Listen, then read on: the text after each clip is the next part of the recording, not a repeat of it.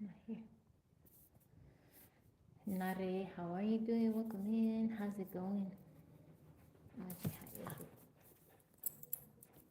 DJ C Money, how you doing today? How's it going? Jugger, how's it going? Welcome in. How's everybody? How is everyone doing? Jolito, ¿cómo estás, amigo? Brent, Bentley, how's it going? Well, how's it going? Welcome in. Good morning. Miami boy, how are you? Chavitita, Tabitita. Bien, bien, me ando bien. It's funny, Joe. One of my friends in high school called me Tabitita. How you been, Joe? You still living your best life? Oh, Joe, I've been meaning to message you because I'm gonna get Starlink finally, and I wanted to ask you which one. You have the R1 for the RV, right? I don't know if I should get residential one or the one for RV.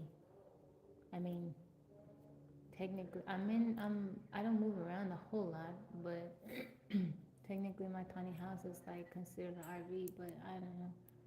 I was gonna ask you, Angel, how's it going? Amen, power couple, thank you for the heart me. You have the Gen 2 hardware? Okay. I gotta look. I was on the website yesterday, and some of the stuff I'm like, I don't know what this means. And the Roman plan, I think. Okay. Yeah, I was like, I don't know what it means. Thank you, Joel. I appreciate you. Mr. Mulana, welcome in. Happy Friday to you. How you doing today? D, good morning to you. How you doing? Bruce Lee. How you doing, Brent? Fred, welcome in. How's it going? Chamomile tea. I got some coffee. That is coffee. I am drinking. I'm drinking coffee today. My family is big coffee drinkers, so when I come to town, I usually drink coffee. You doing good? That's wonderful. Thank you, Fred. Have a coffee together. What kind of coffee you like? Ooh, it's hot. Nate, how's it going? Welcome in. Bustela. Was that's the one? I think that's it. Is that's the one that is instant coffee, right? I have some in there that I can make. They have some in there that you can brew, but I don't feel like doing that. You started drinking the mushroom coffee? Which one, D? Okay, Brent, be careful, okay? James, welcome in, Mr. Drew. How are you? Fernando, is there chocolate in it? No, they're not. There's no chocolate in it. Fernando, ¿cómo estás, Fernando? How you doing, Fer? How you like the mushroom coffee, D? Which one did you get? Amber, welcome in. Good morning to you, beautiful. How are you? Tell Mama I said hi. Brent, tell Mama I said hi. Tell her the tiny lady said hi. Welcome in, guys. How is everyone doing today? How you feeling?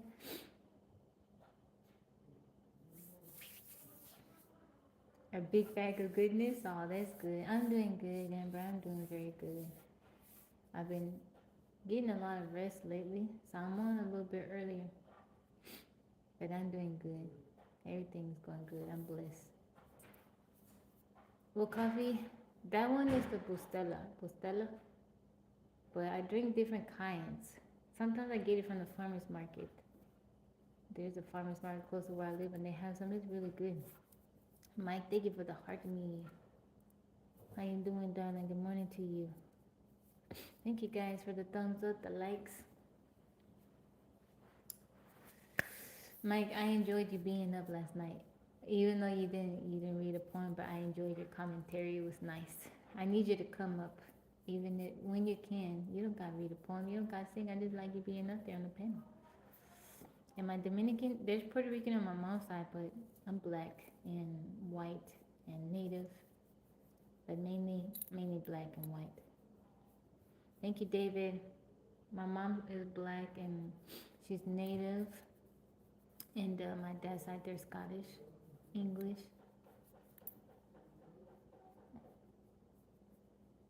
I was talking to Mike because we did poetry. Like, what happened to you last night, D? Because you came up on the panel and then you left. Did you get busy? Tyrone, welcome in. I'm there to fill in the gaps with 3 poems. It was nice. What happened with you, D?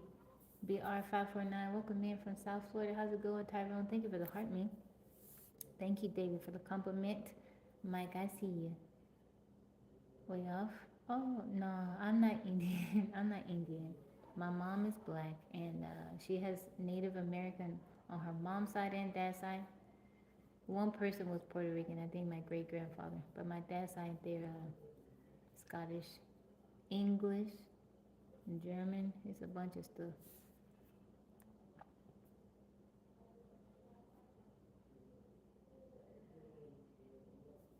I see you, South Diver, wearing matching pajamas.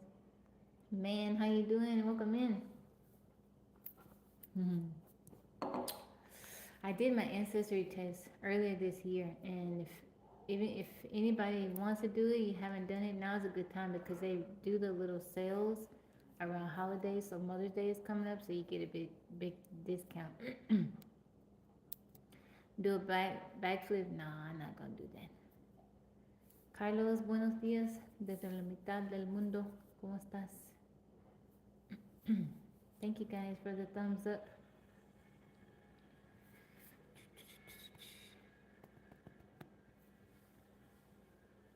Boo, that's okay. But I hope you have a good day. Ancestors tip, keep your DNA, clone you. I don't know. For a long time, I didn't want to do it because I didn't know how I felt about that. But I don't know. I'm glad I did it. It has connected me with family, and I've learned a little bit about my ancestry. Isla, welcome in. How are you? How's it going? Torpedo, Oxen, welcome in. How's everybody doing today? Ben, thank you for liking the live. Don, welcome in. Me alegro de pasar por aquí para saludarte. Gracias, igualmente, Carlos. Espero que tengas un lindo día. Met other family you didn't? No. I haven't met any family. I've talked to like a distant relative up in Washington. I have family all over. A lot of family in Europe. A lot of family in Texas, all across the U.S., but I do have some family that's in Scotland and England, Australia, and I think one person is in Australia. Mike, thank you for the roses. You doing good? Rob, I appreciate you. How you doing?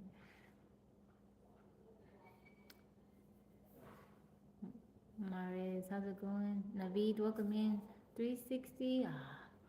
I don't do the 360s. I'm sorry.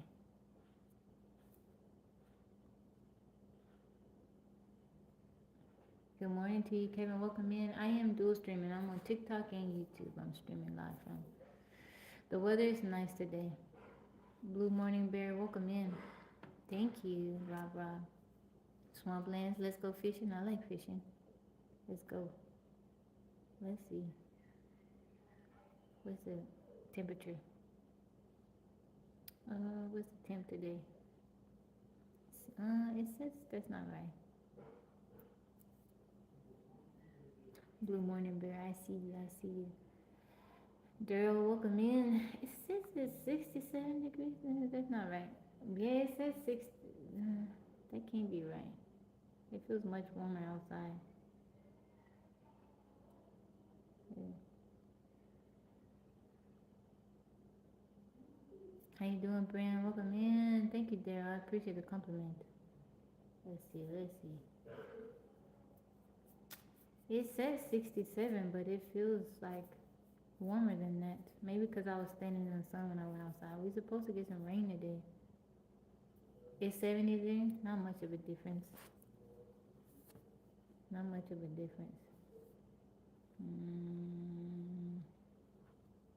Let's see. Let me check out the weather at the tiny house. It's not very warm over there either. Sunday on Mother's Day, it's supposed to rain. Ranger, thank you for that follow. Thank you, Daryl, for the likes. I appreciate it. I got 15 likes. Let's go.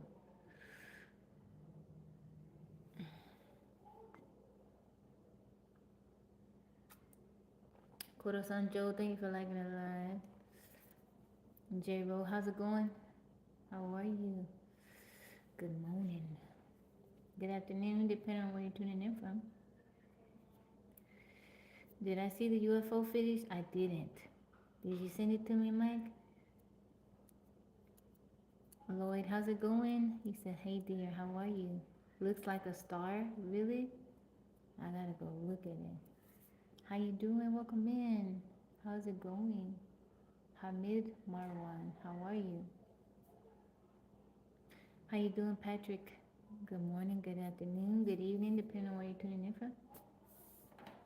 I feel like I'm about to sneeze. From Houston, Texas. How you doing, Marquise? Jerome.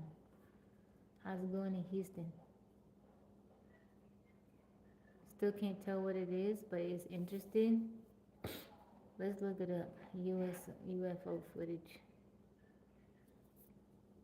Mercy, how are you? From Ethiopia, welcome in, Mercy. UFO. From Ireland. I see you, Patrick. How you feeling? How was your day? Is it raining over there, Marquise? Imagine a stereotypical twinkling star, but it's floating around. Wow. I see they got it on YouTube. Or we could just look, as I always say. Let's see.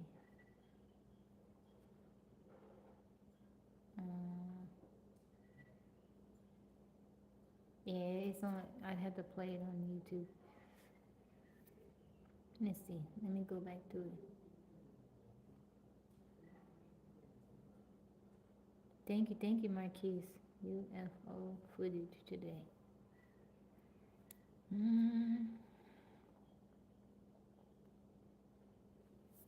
Thank you guys for the compliments on my hair.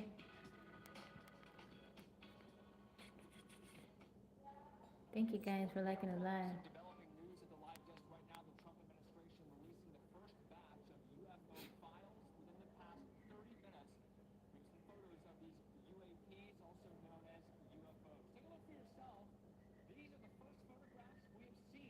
I don't know if this is the same one you're talking about.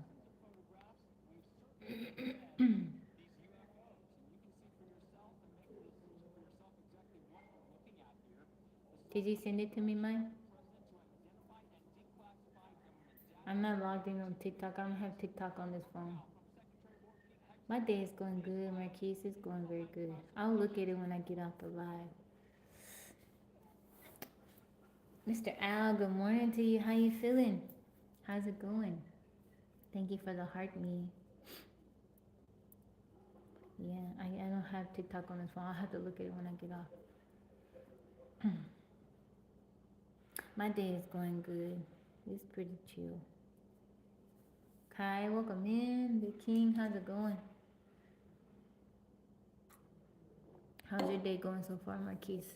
What's everybody got planned for Friday night? What y'all got planned for this weekend? Those of you that have mothers still living and around, you're gonna go visit your mom. What's wrong, Marnie? What's wrong?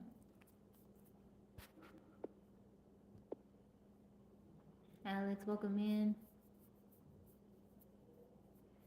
CCC Boxing, how's it going? Where are you tuning in from? Thank you, Gregory. I appreciate that. Thank you. I appreciate you.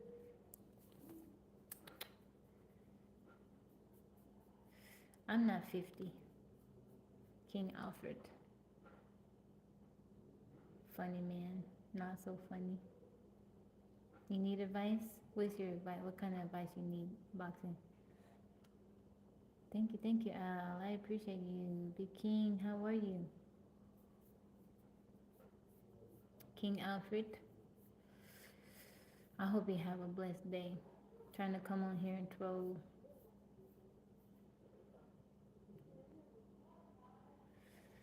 I have a slight attitude. You don't know why? I wasn't talking to you.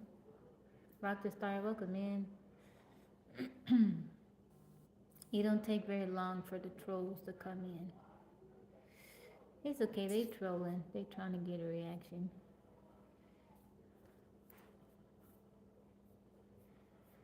CCC boxing. Good luck with that. Oh, Rock the Star. I completely forgot. I did forget. I did forget. I need somebody to remind me. I forgot. Because I haven't been checking. I've been busy since I've been in here. I want to listen to it. I had to remember. Thank you, Gregory. Okay, I will, Rock the Star. Wendell, how are you doing? Welcome in. How's it going? It's okay.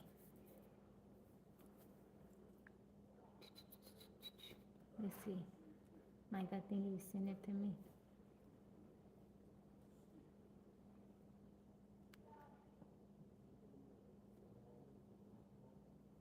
How you doing, TJ? Good morning to you. Fusion, welcome in. Salem, how's it going? Okay.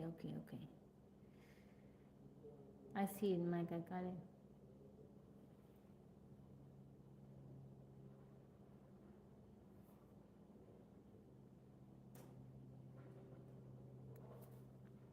That's funny. It does look like a star, like a stereotypical star. The shape. That's funny. Drummer man, boss, how's it going?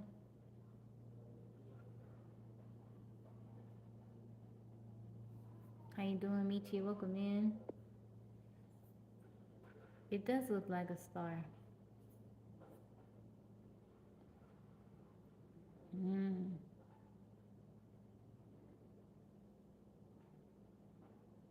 Yeah, I'm dual streaming.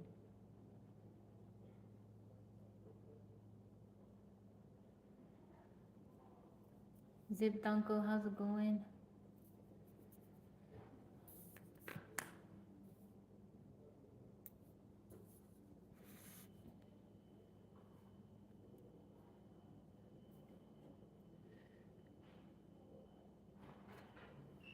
E46, that's a blessing. That is a blessing.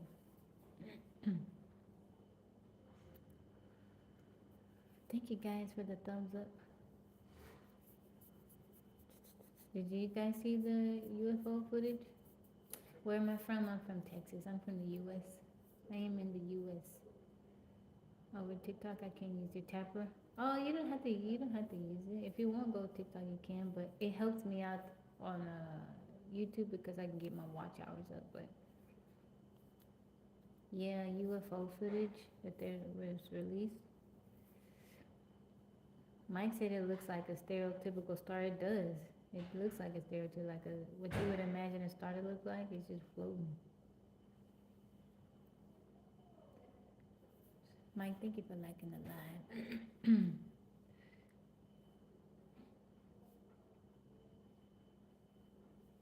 You hadn't seen it? You can look it up on YouTube.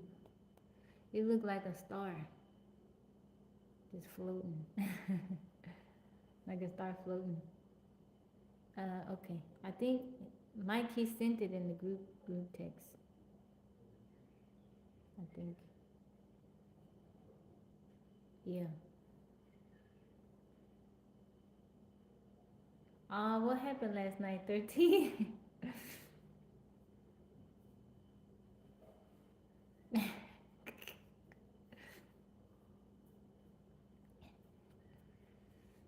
Come on, aliens are real. They said that's the first one. Gonna release more.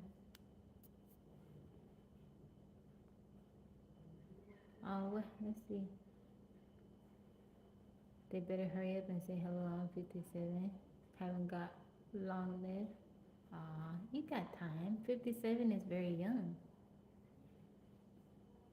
Oh, I just see your message last night. You said they were picking on you, 13. How you doing? How do I pronounce it? LaShawn. Is it LaShawn? How are you? LaShawn. Nonito, how have you been? How are you? How's it going? How you doing today? Michael, how's it going? Welcome in.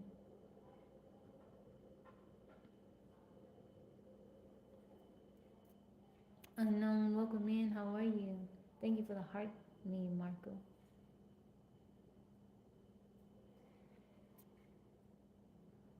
What happened to the video? Mike, it went away. Oh, they were picking on you? Why? No, because no, no. I'm sorry, I'm sorry. They were picking on you, Mike. Oh, I was asleep last night. I missed it. I was like, hold on. That picture don't look like Brandon. No need to thank you for the heart me. What country is the latest? The US? Javier, welcome in. How's it going? Omairo, how are you? From Qatar, welcome in. Celine said I look old for 40 and I'm ashy. Tell her she can't be messing with you like that. You definitely don't look 40, Mike. Like if I didn't know you and like I saw you in the store or something, I wouldn't think you were 40 at all. I would put you like maybe like 20s, like 26, 27. You don't look 40 at all. They were messing with you because ain't nobody do nothing to Mike. You don't look 40 at all.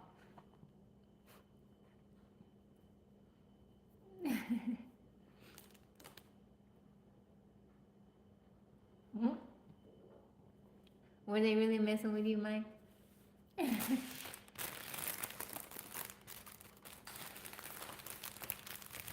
Brent did the loudest laugh.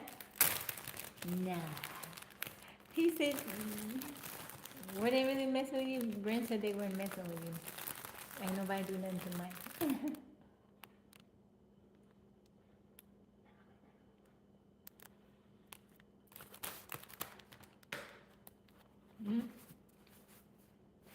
That's funny. Thank you guys for the thumbs up. I appreciate it. That's very funny.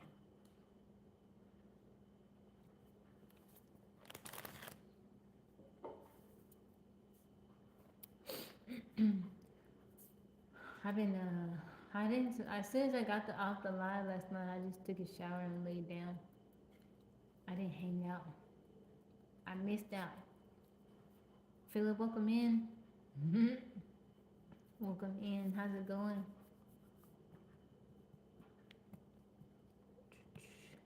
Carla, welcome in. How's it going? Welcome in. Okay. Let's look up some articles. Let's look up the science articles.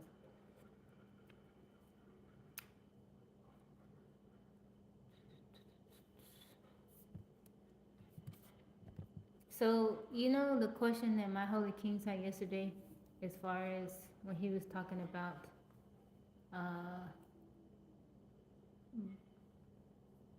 God and slavery, and then we started talking about like Jesus' skin color or whatever. I did a little bit of research last night, and I still kind of feel the same way I mentioned yesterday. Is warmer there today? How's your morning going so far?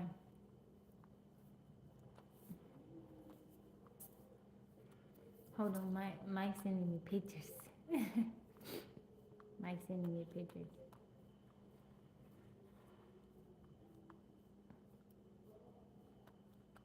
Who Pop made Brent into a turtle? That's the Dang, why they do Celine like that? Cuevas was on a roll. That's funny. Y'all were having a good time and I missed it. Tony, welcome in. Good morning, good afternoon, good evening. Vanzio, welcome in. Pop was on a roll last night. I missed it. I hate that I missed it. Brent with the glasses.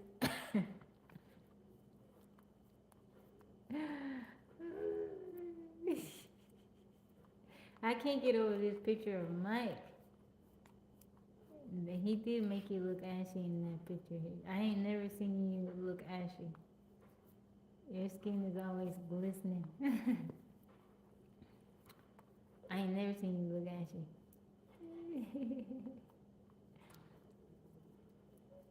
Even your do-rag look like he got some crust on it. Stinson, welcome in from Vancouver, Canada. How are you doing today? Okay, let's do some science time. Let's do some science time.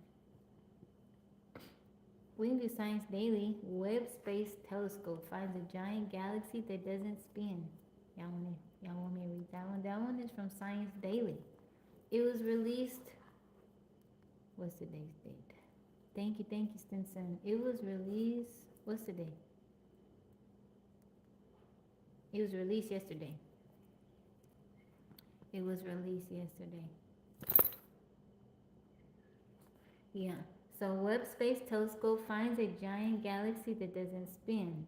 So the source is University of California. Astronomers use the James Webb Space Telescope has spotted something that shouldn't exist, at least not so early in the universe. A massive galaxy formed less than 2 billion years after the Big Bang appears to have no rotation at all, a trait usually seen only in much older, evolved galaxies. This challenges current theories that young galaxies should be spinning from their formation.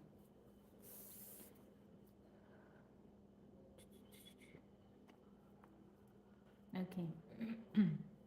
A giant ancient galaxy that mysteriously doesn't spin is rewriting what we thought we knew about how galaxies form. Astronomers using the James Webb Space Telescope have uncovered an unexpected feature in a distant early galaxy. Despite forming when the universe was still very young, the galaxy shows no signs of rotation. That behavior is typically seen only in very large, mature galaxies much closer to Earth. This one in particular did not show any evidence of rotation, which was surprising and very interesting. Current models suggest that galaxies begin spinning as they form. Gas flowing inward and the pull of gravity create angular momentum, setting the systems in motion. Over billions of years, galaxies can collide and merge, especially in dense clusters. These repeated interactions can either build up or cancel out rotation. As a result, some nearby galaxies show little overall spin and instead display stars moving in random directions. Thank you, Stinson. Nick, how's it going? Because this transformation is thought to take a very long time, it is surprising to see it in a galaxy. They name in the galaxy XMM-V1 VID1 2075 when the universe was less than 2 billion years old. Forrest and his colleagues, part of the magazine so Massive Ancient Galaxies at Z3 Near Ear Infrared Survey, had already studied this galaxy using the W.M. Keck Observatory in Hawaii. Previous magazines, so they're referring to the survey, observations had confirmed this was one of the most massive galaxies in the early universe, with already several times as many stars as our Milky Way, and also confirmed that it was no longer forming new stars, making it a compelling target for follow-up observations. Thank you, Martin. Billy, welcome in. Thank you so much for that. Thank you for the Happy Mother's Day. Okay.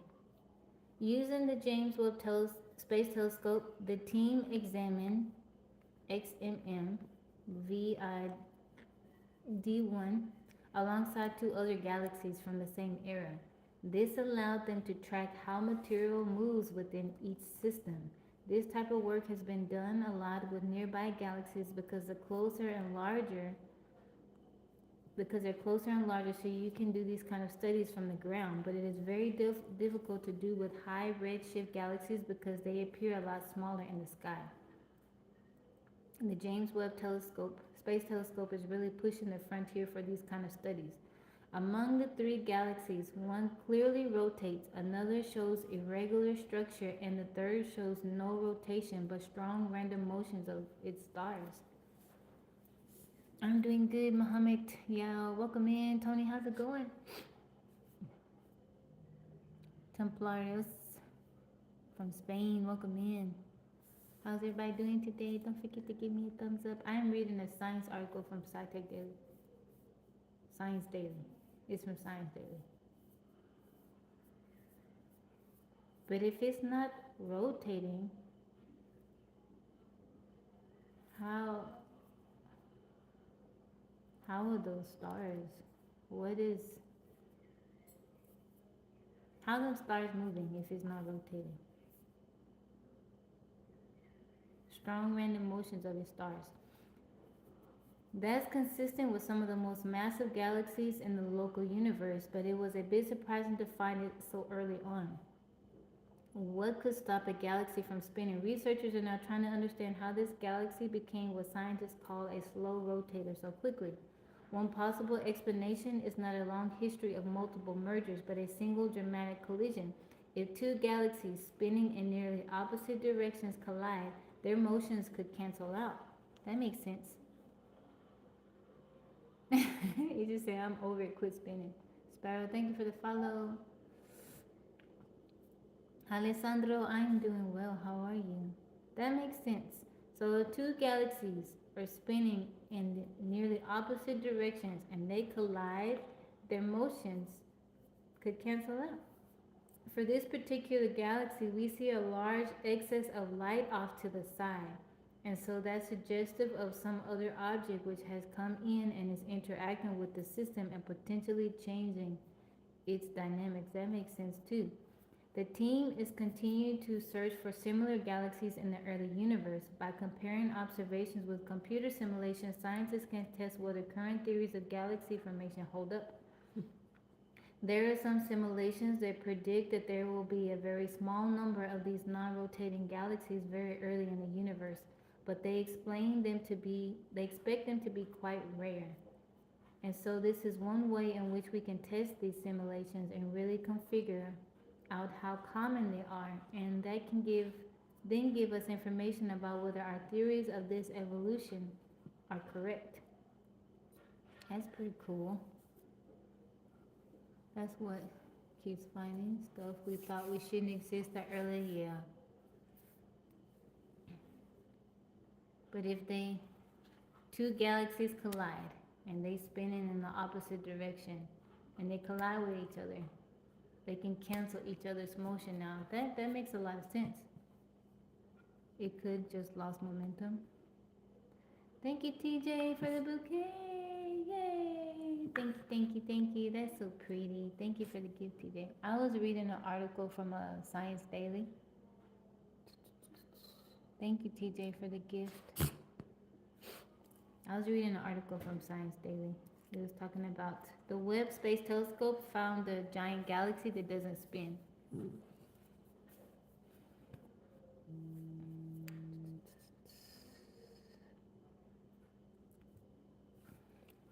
That's pretty cool.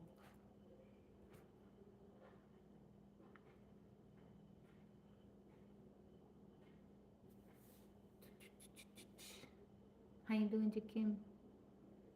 Okay.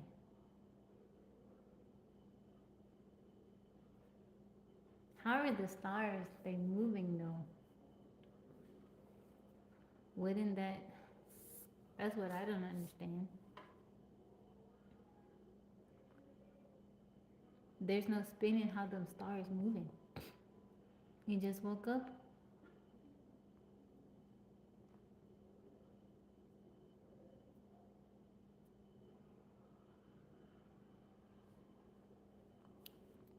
Thank you guys for the thumbs up, for the likes. I don't know if I read this article from Trinidad. Welcome in, Anthony. The stationary and their own rotation. Oh, okay. Have found an odd turtle in the DR, really? Let's see.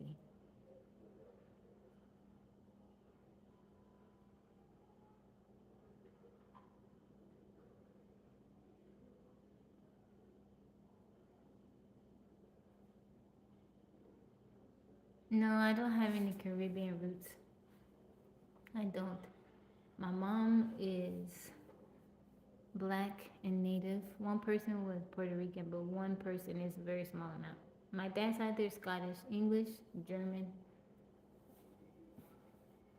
The middle tortoise. Funny, funny, funny.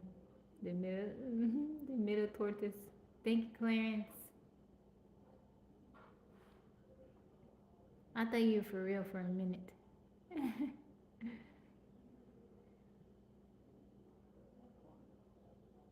Okay. I don't think I read this one. This one is. Um,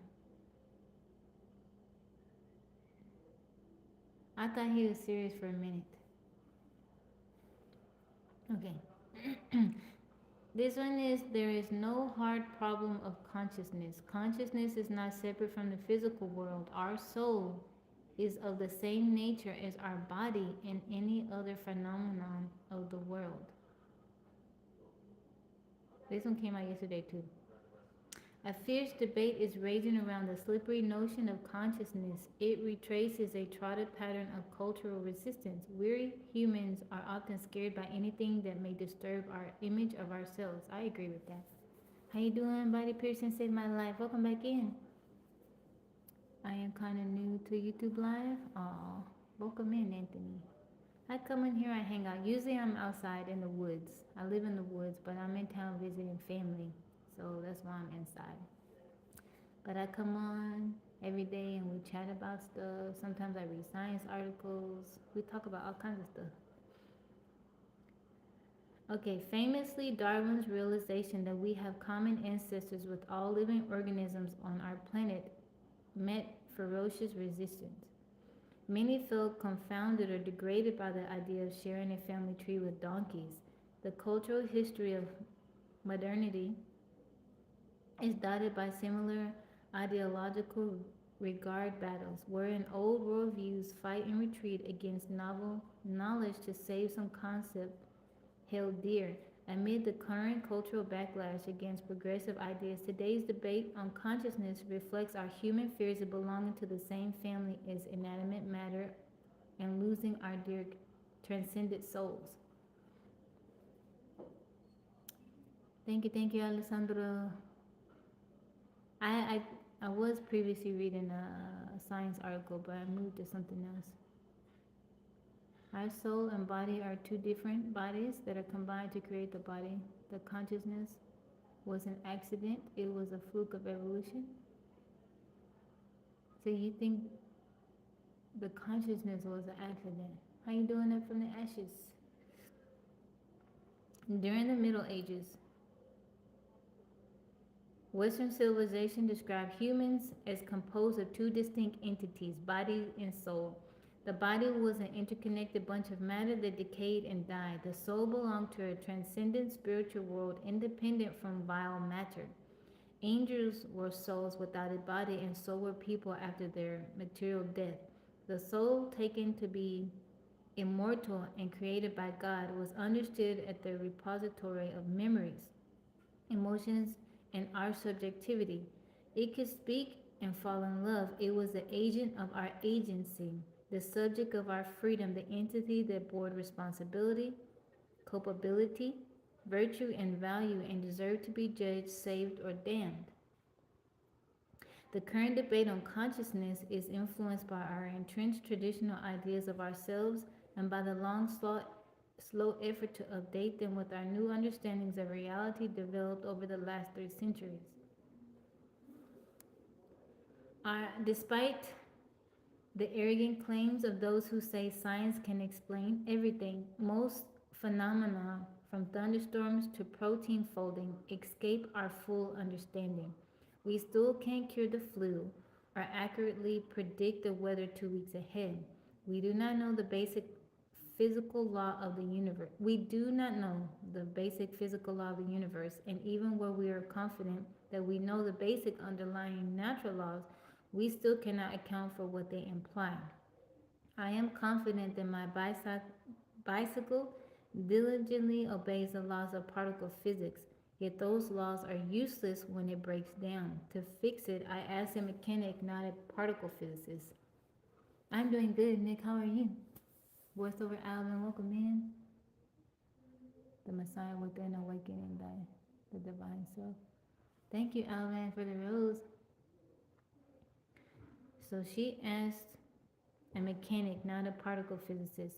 The functioning of our own body and brain is among the phenomena we understand the least and are curious about the most.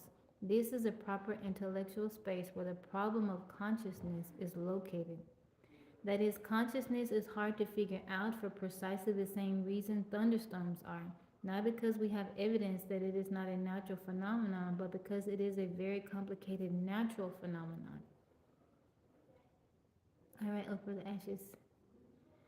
Updating the understanding of a phenomenon is not to deny it. Sunsets were understood in antiquity and the Middle Ages as the descent of the sun in its daily motion over the earth. Today, we understand them as a result of the earth's rotation, which turns us toward its shady side, where the sun gradually becomes no longer visible. Such an update is in understanding does not make sunsets illusory or unreal. Similarly, our souls won't become illusory or unreal if we get a better sense of how our brain functions. We can still call our soul, even if we understand ourselves better. I call it soul because the notion, the soul, is dear to my soul. I'm reading an article about consciousness. Nana Ray, how's it going? Okay. The hard problem of consciousness. The consciousness debate is often formulated in the term used in an influential talk given by young David Chalmers in Tucson in 1994. Chalmers, a philosopher, distinguished two separate problems of consciousness. The first is the very hard problem described above, understanding the process in the brain that gives rise to many aspects of our visual behavior and our inner behavior that we report about. Chalmers christened this hard problem as the easy problem of our consciousness. Then he declared that there is another distinct problem, why the brain's behavior is accompanied by experience at all, which he christened the hard problem of consciousness. God didn't mean for us to have souls when it came from the creation of life. When God gave us breath, which was a part of Him, we became aware, so we have the ability to become gods. What do you guys think? So, Righteous said God didn't mean for us to have souls. If I think if He didn't mean for, now this is just my opinion, I think if He didn't mean for us to have gold, I don't believe that God makes any mistakes. If He didn't want us to have souls, we wouldn't have souls. That's what I believe. That's just my opinion. But you guys can share your thoughts. That's just my take on it.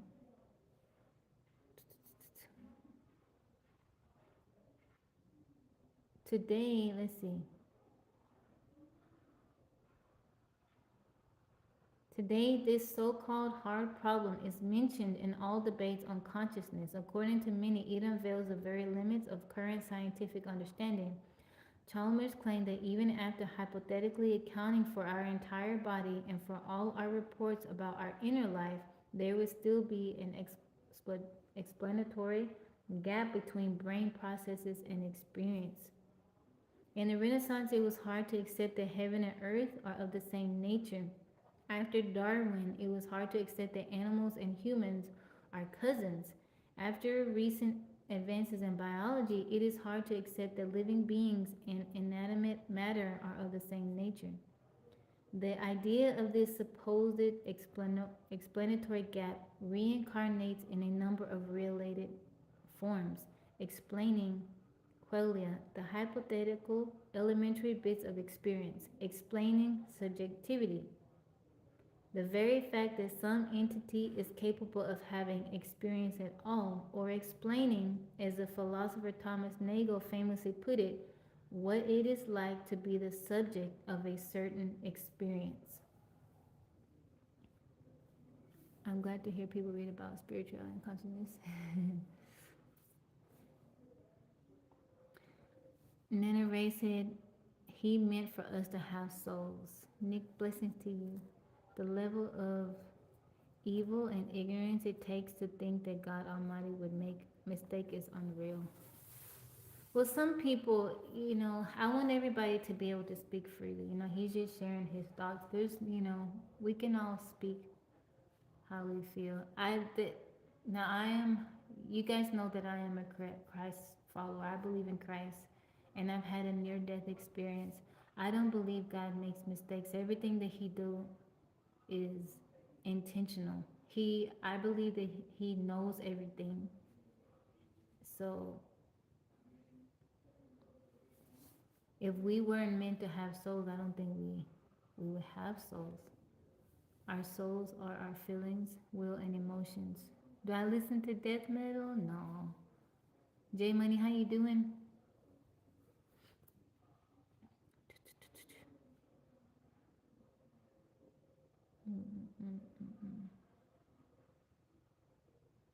I believe that we are created. We have a creator, and if He didn't want us to have a soul, He wouldn't have given it to us. Big difficult to hear what you're saying. Is it? Where's my? I forget to put on my microphone. The one who can welcome in, Teddy. How's it going? Let's see. I'm gonna try to connect my microphone.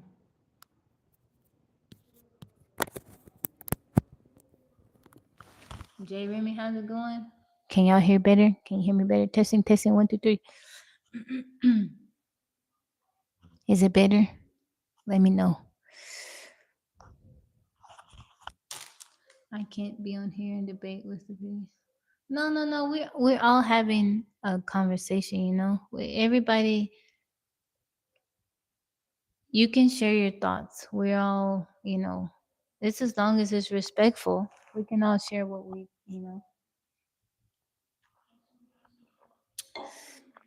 All is energy, frequency, therefore intelligent, and spirit is present of consciousness.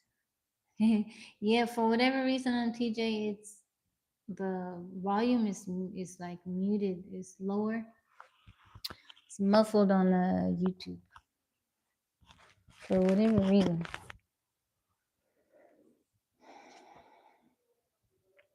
Okay, I felt sense of the claim that there is such an did I read this one already? Explanatory gap. It regards what we would understand if we were to understand something that we currently do not understand. Did you guys catch that? It regards what we would understand if we were to understand something that we currently do not understand. Forgive the modal question, but how can we know what we would understand if we were to understand something we do not currently understand? The mic went out. Hold on. Let me go get my charger. I don't think it's charged. I'll be right back.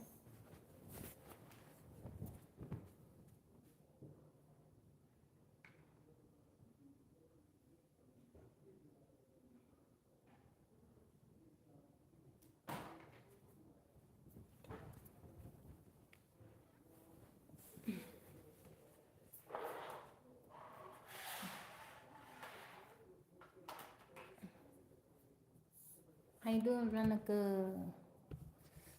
You got it, Mike?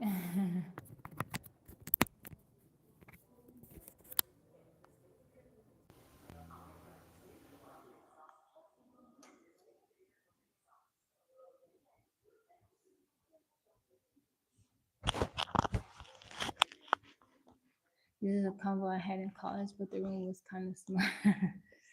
Can you hear me now? Veronica. But there are levels I'm willing to indulge in. I just ain't got the time. Someone like yourself, I could definitely have an intelligent comment with, but not these. God made mistakes. Okay. Ricardo, what does that mean? I'm doing good. Cleaning out your car for me? Aw. That's cool. Where are you planning on going, Veronica? Without consciousness, we wouldn't be alive or aware. I know that last bit was kind of hard to understand, but this curious claim has been enthusiastically embraced by crowds of thinkers, commentators, and writers across many fields and worldviews, who have all jumped on the bandwagon of the heart problem. This widespread embrace is nourished by a strenuous resistance to an idea anticipated centuries ago by the philosopher Baruch Spinoza, that our soul could be a phenomenon of the same basic nature as any other phenomenon in nature. How you guys feel about that? The idea that we will never be able to understand consciousness upholds a worldview in which spirit and nature, subject and object, form distinct domains. Accepting that consciousness may not be separate from the physical world, that our beloved soul could be of the same nature as our body and any other phenomenon of the world, is too much for many.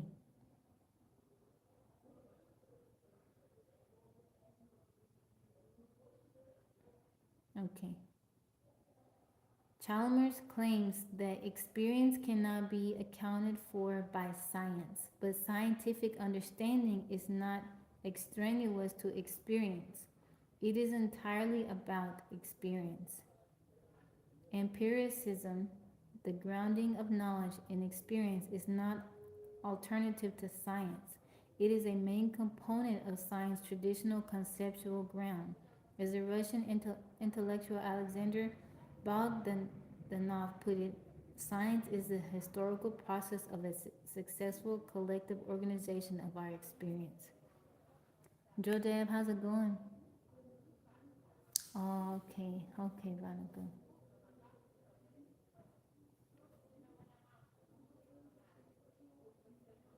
It is misleading to see science, as often naively portrayed, as a direct account of an absolute and objective world, observed and described from its outside. If we think in this matter, we introduce dualism. No surprise then that we find dualism down the road, an irreducible gap between subject and object of knowledge. We have introduced it up front. What this view misses is the fact that we subjects of knowledge and understanding are not outside the world, we are part of it.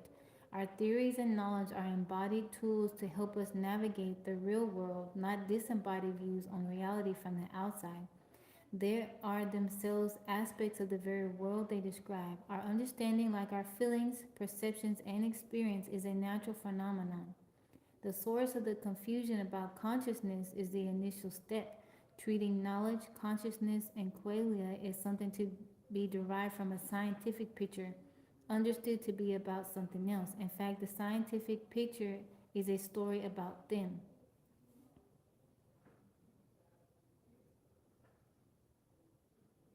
Okay, 13. Experiences Experience is not over and above the processes that happen in the brain. The dualism between a first person description of experience and a third person or scientific account of the same is a normal perspectival difference. The same brain phenomenon is experienced by the same brain itself or by another, experience for both, not evidence of two different kinds of reality. I know this is a bit heavy. Subjective experience, qualia, and consciousness are names of phenomena that of course appear differently from different perspectives. It would be strange if they didn't. They affect the body and the brain, embodying them differently from how they affect something interacting with them from the exterior. This is not due to a mysterious explanatory gap. Is a qualia in the name of process we generally undergo when we see or remember or think about the color red. So red is qualia. Red as a qualia is the name of a process we generally undergo when we see or remember or think about the color red. We do not need to explain why it looks red for the same reason that we do not have to explain why the animal that we call cat looks like a cat. Why should we have to explain why red looks red? Kutsu, how you doing?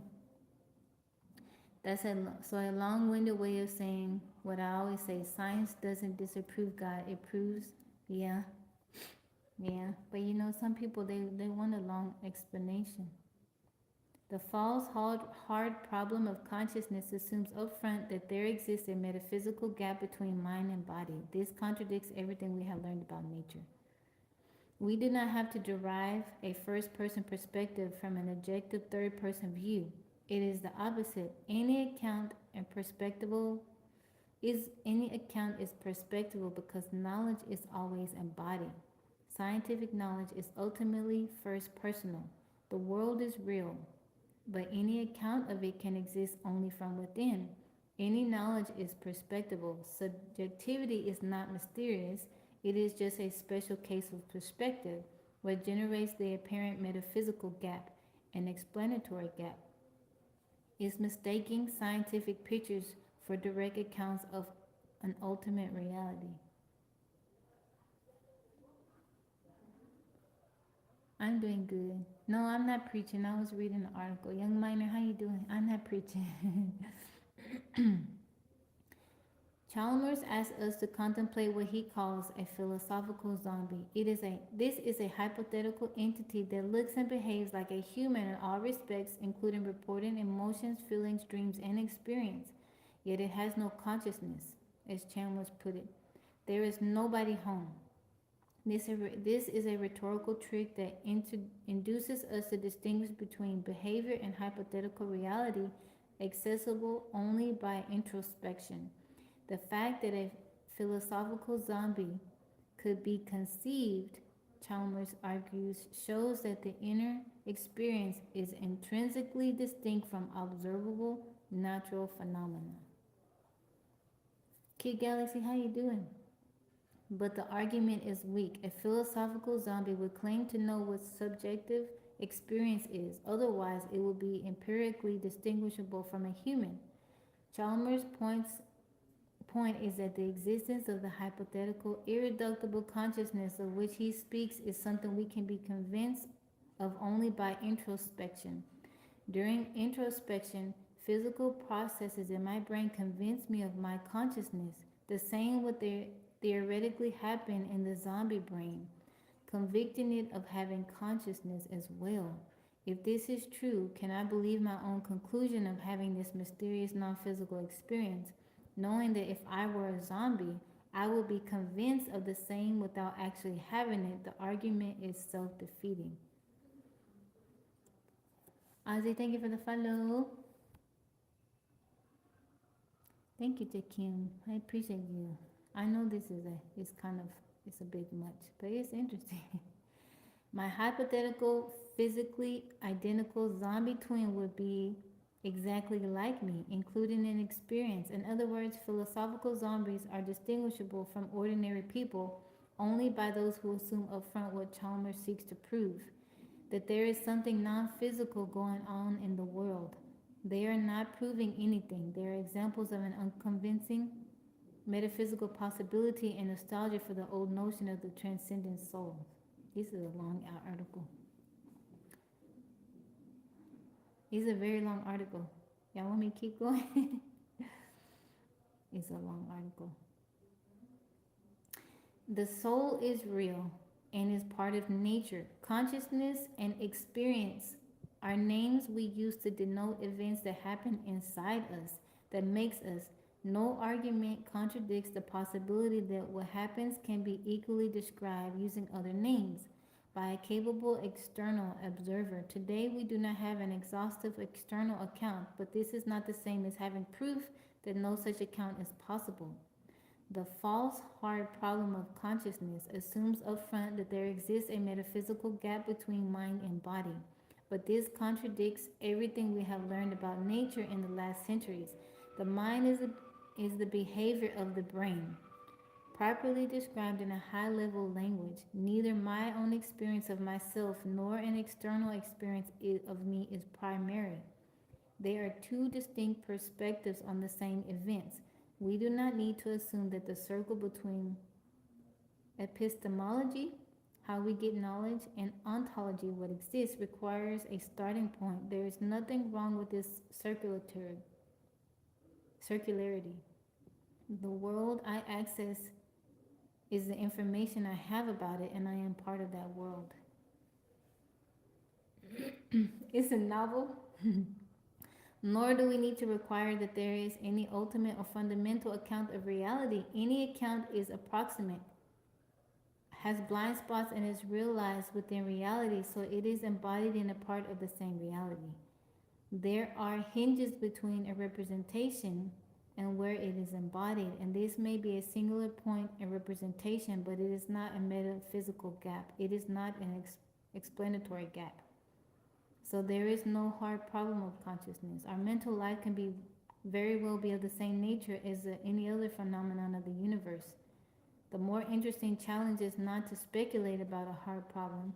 It is to try to understand more about the functioning of our brain and body without postulating that our soul is transcendent or different in kind from the rest of nature. We have souls, we have an inner self. We can treat ourselves as transcendental subjects in the Kantian sense. We have emotions and spiritual life. We experience qualia. These entities are not obtained by addition to a physical state, but by subtraction from a complete physical account. Mental processes are physical processes described in a way that captures only the salient characteristics. This was a bit long.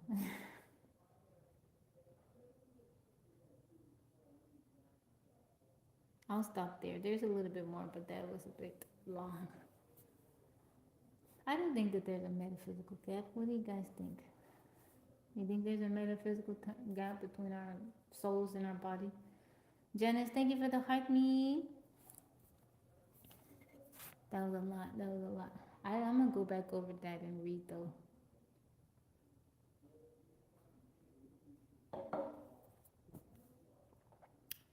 TJ, thank you for liking the live.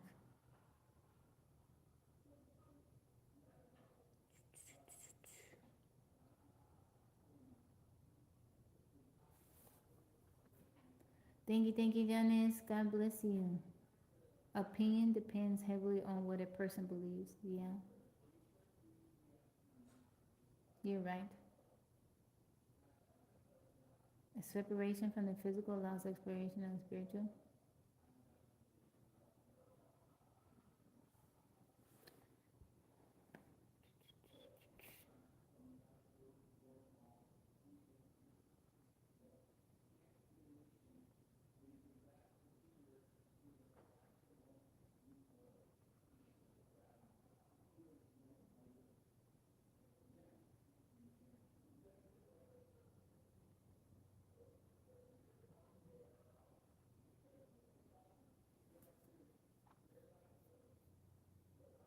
Ben, welcome in. How are you?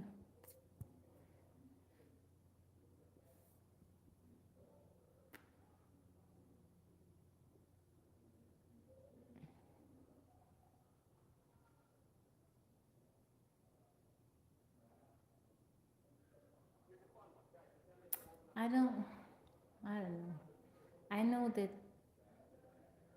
there is a distinction between body and soul, but I don't think I wouldn't say that there's a metaphysical gap. But I'm gonna go back over and reread it. But that's just my opinion.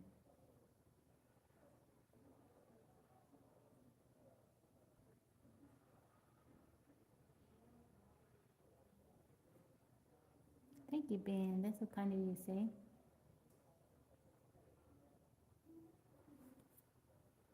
Jay, thank you for liking the live. How you doing today? Joe Dab, how's it going?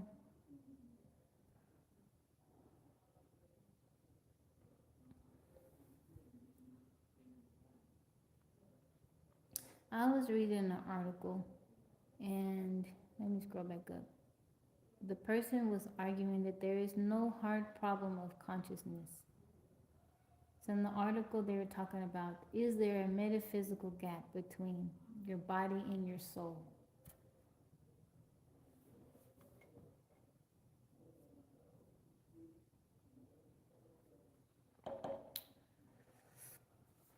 that's the longest article I've read. That one was pretty long. It went from my normal SciTech Daily and stuff, Science Daily articles I read.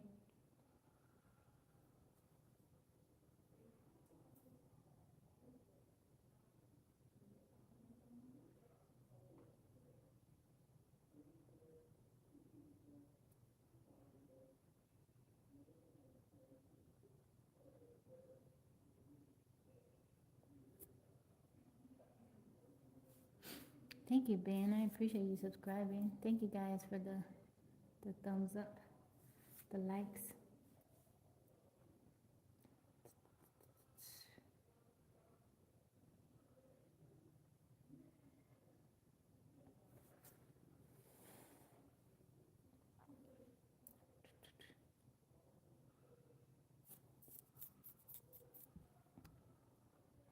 Well, they say that in meditation, some has reached a level when spirit or soul can separate from the body. I've heard that. Well, I don't think that I know that the body and the soul they're distinct from each other, but I wouldn't say that I don't know. I don't feel like there's a metaphysical gap.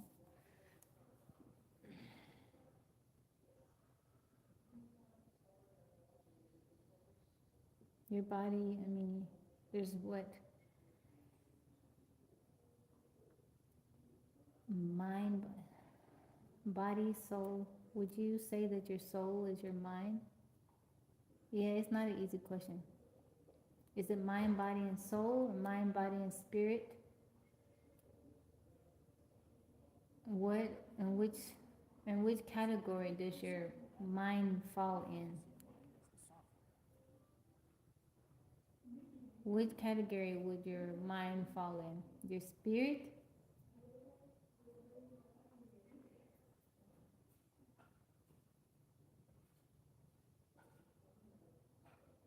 I don't know. It is a heavy. It's complicated. I'm not Dominican, Ben. I think that our mind is over our soul.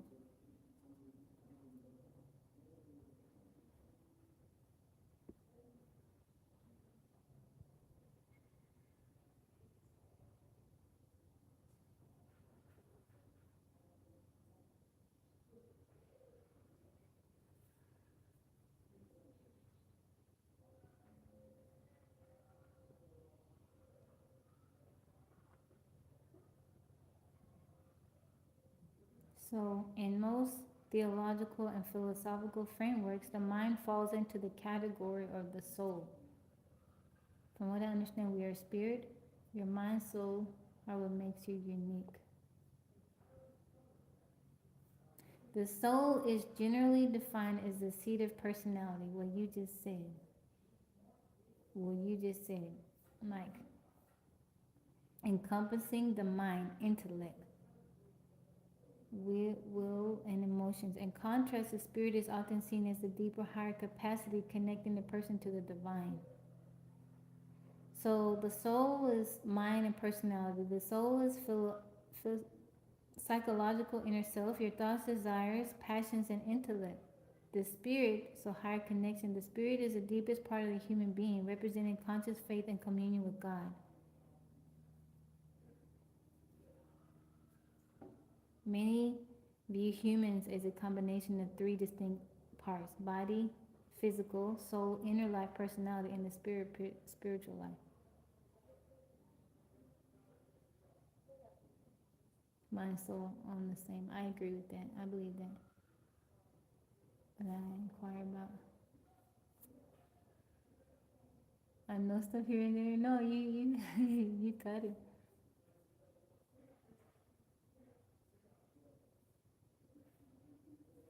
I would argue that all three are separate.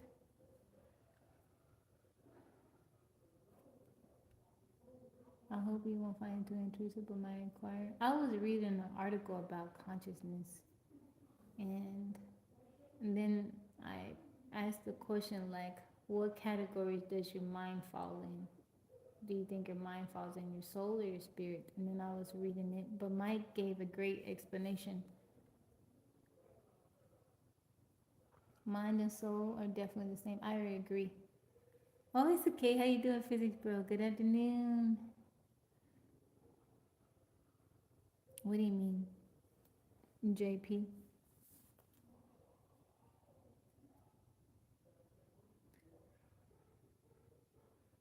I believe that they are distinct, they are different, but they're also connected. But I wouldn't go as, I don't necessarily believe that there's a metaphysical gap. How you doing, Mr. LA?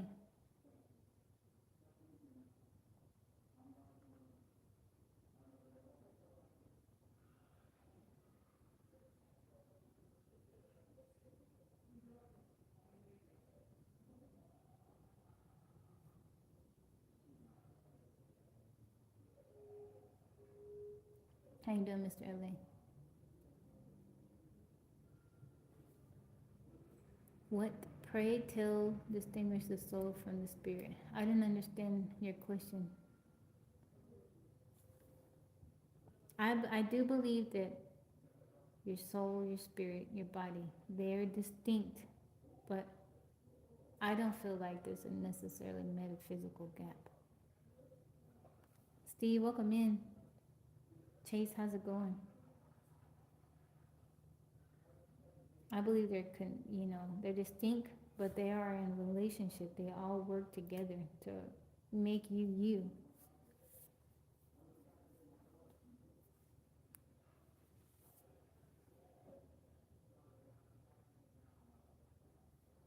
Jelly Bean, how's it going?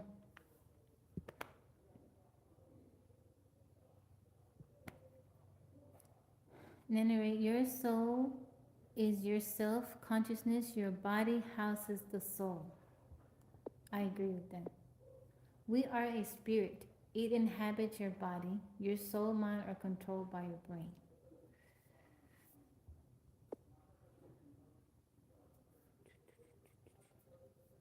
I know that was kind of a heavy article, but I find it interesting.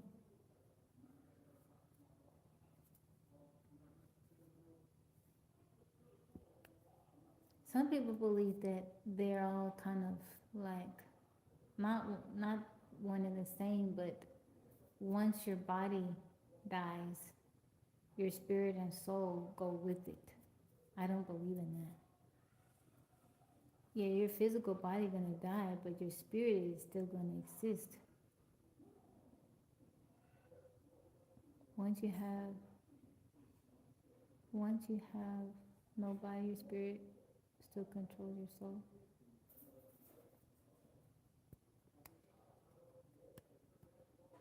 What is my favorite scripture? For I know the plans that I have for you, declares the Lord. I like Psalm 23rd. I like, for I have not given you the spirit of fear, but of power, of love, and of a sound mind.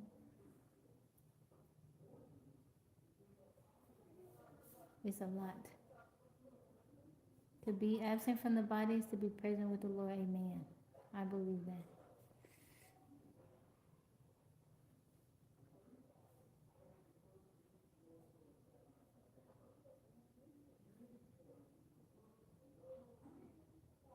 I also like John 14:27. It talks about peace.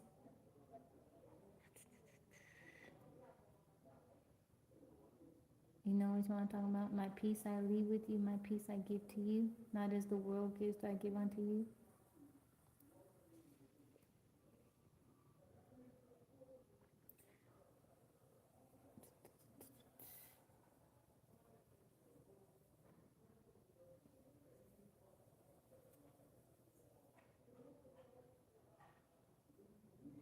Pierre, how's it going? I got a bunch of scriptures that I like.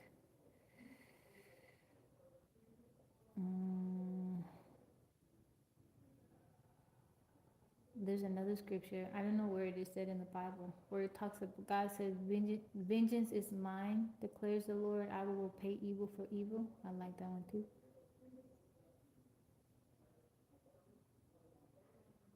Some goodies for face. There's so many. It's. I have too many, but there's a lot I like. I like that one. The last one. Vengeance is mine, declares the Lord. I will repay evil for evil. That gives me comfort. It reminds me that I don't have to try to advocate for myself. I can advocate for myself, but I don't have to try to defend me, that God will defend me. And that's the best defense that you can have. I firmly believe that. I think, and I was going to make a tip of the day about this. I think people have to be very careful. We should all be very careful and mindful how we treat each other. But I think one of the worst things that can happen is you do one of God's people wrong. You mess with one of God's children and they cry out to God because of what you've done to them. God has a way of handling people, and it will come back to you when you least expect it. And when God handles a person, there's nothing that can be, nothing can be done. Mr. Friend, how's it going?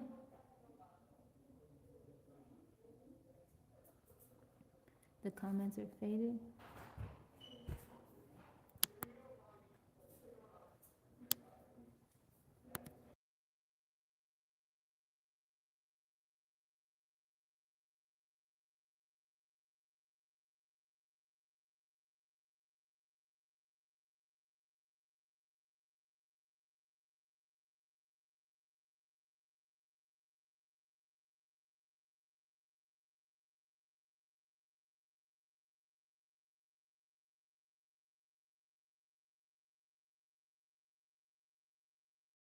We intercede through wordless groans. I have it plugged up. I don't know why it's doing that.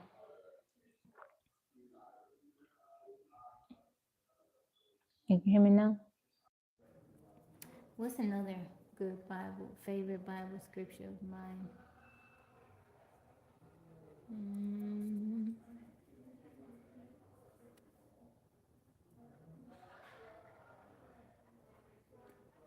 yes, I'm doing good. How are you? How's Rainy? How's your day? Tommy, welcome in.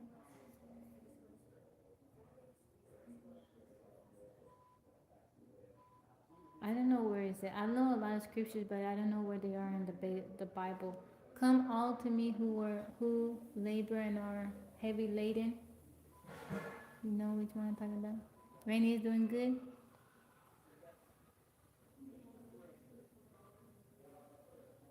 Come all to me who are burdened. Is it something labor? The one that talks about I'll give you rest.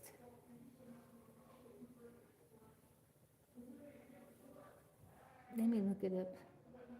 Misquoting. Come to me, all who are weary and burdened, and I will give you rest. That is Matthew 11:28. I like that one.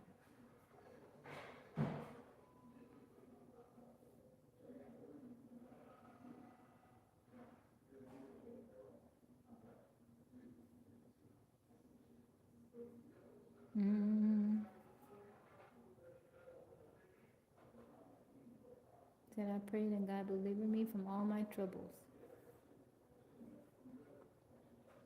I like this one. This one is Psalms 56:8. You keep track of all my sorrows. You have collected all my tears in your bottle. You have recorded each one in your book. Did I read the Bible from a young age? Yes, I did. I did. I came to Christ when I was very young, Mr. Friend. I believe I was 6 years old. When read Isaiah 43, 1 through 2. Let's see.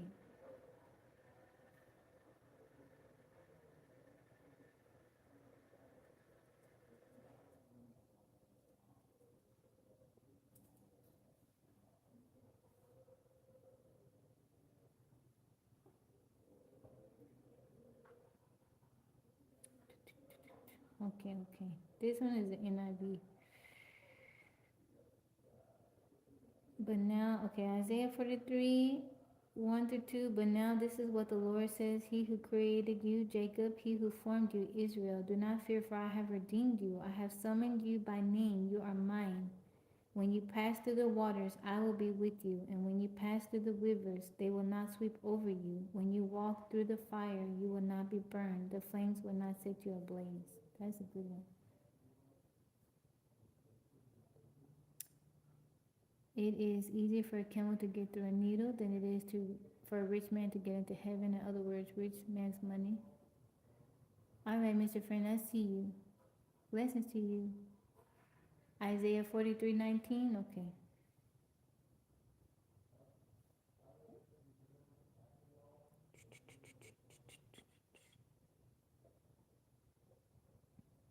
See, I am doing a new thing. Now it springs up.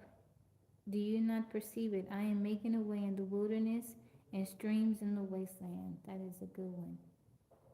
Thank you, Mr. Friend. I hope you have a wonderful day. Man, yeah, I was thinking that, Mike. I was thinking that.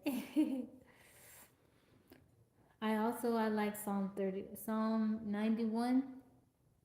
I read that one. I read it on the live sometimes, and when I read it, I tell you guys to put your, put your, when it says you, put me in there. Let's see, Psalm 91.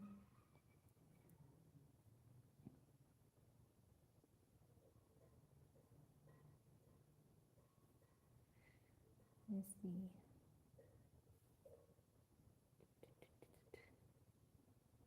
So I study from the King James Version. I also study from the NIV. I have an Amplified Bible, but I read the New Living Translation on the live. Psalm 91. He that dwelleth in the secret place of the Most High shall abide under the shadow of the Almighty. I will say of the Lord, He is my refuge and my fortress. My God, in Him I will trust. Surely He shall deliver thee from the snare of the fowler and from the noisome pestilence. He shall cover thee with His feathers, and under His wings shalt thou trust. His truth shall be thy shield and buckler. Thou shalt not be afraid for the terror by night, nor the arrow that flieth by day, nor the pestilence that walketh in the darkness, nor for the destruction that wasteth at noonday. 1,000 shall fall at thy side, and 10,000 at thy right hand, but it shall not come nigh thee. Only with thine eyes shalt thou behold and see the reward of the wicked, because thou hast made the Lord, which is my refuge, even the Most High, the habitation. There shall no evil befall thee, neither shall any plague come nigh thy dwelling. For He shall give His angels charge over thee, to keep thee in all thy ways. They shall bear thee up in their hands, lest thou dash thy foot against a stone. Thou shalt tread upon the lion and the adder, the young lion and the dragon shalt thou trample under their feet. Because He has set His love upon me, therefore will I deliver him. I will set him on high, because he hath known my name. He shall call upon me, and I will answer him. I will be with him in trouble. I will deliver him and honor him. With long life will I satisfy him and shew him my salvation. Trey, how's it going? Rick James, welcome in. Thank you, Rick. That is a very good one. That is a very, very good one. Maybe I should have read that one, New Living Translation. People can understand it better. To me, when I think about the fact that the Creator, like you guys know, I love nature, and I go outside and I see those flowers and I see the trees and I see all the insects, and like when I went to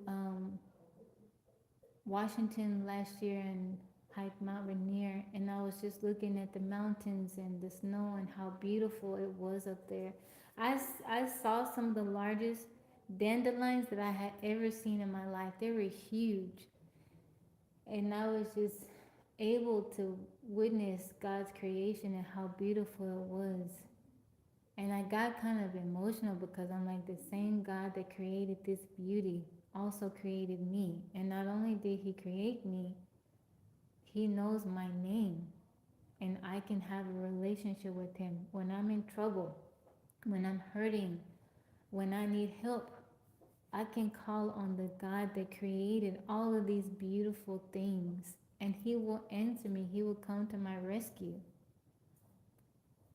And I'm like, how blessed I am. The God that created, just think about every good thing in life, anything beautiful that you have come across. God created it. And the God that created all of this beauty that we get to witness, we can call on that God and talk to Him, and He will answer us.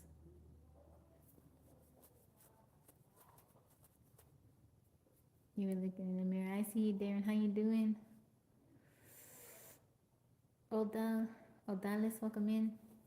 Thank you, Don Juan. Was a king and prophet that could relate. Not that my name is based off him. PJ, how's it going?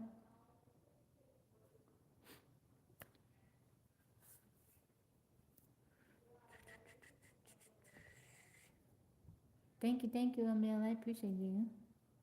I don't know why my microphone.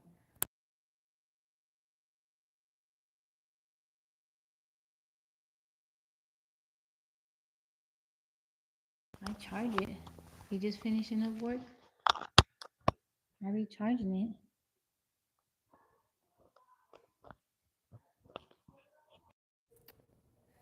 Thank you, Emil.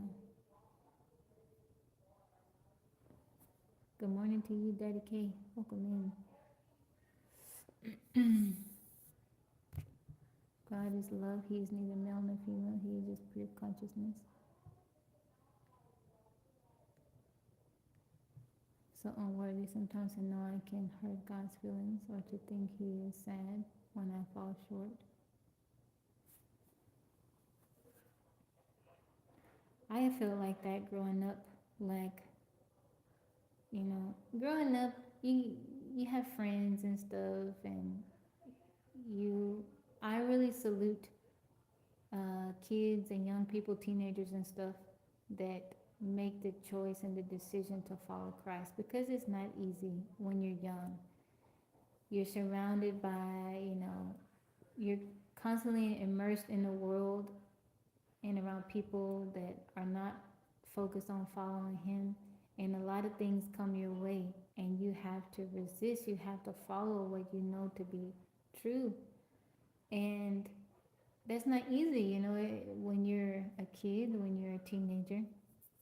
And what I would think about is like, I have to do right because I know better, because we all have to answer to God. But I think when a young person, when a child grasps that, and they make a decision that I want to do right, I know whatever I do, God sees what I'm doing, and I want God to be pleased with me.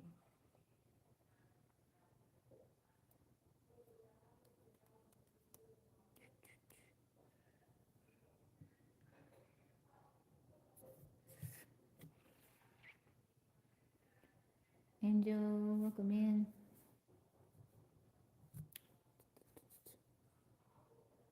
It's not easy now. Yeah, you're right about that. You're right about that. You know what I struggle with? I struggle with, like, when dealing with people. Sometimes I do get tired of being nice, especially when I know somebody's really trying to be mean, or sometimes I get tired, like, God, this person is giving me a hard time, and I have to try to be a certain way because I know you have called me to be a certain way. I do get tired sometimes, but my mom reminds me not to grow weary in doing good.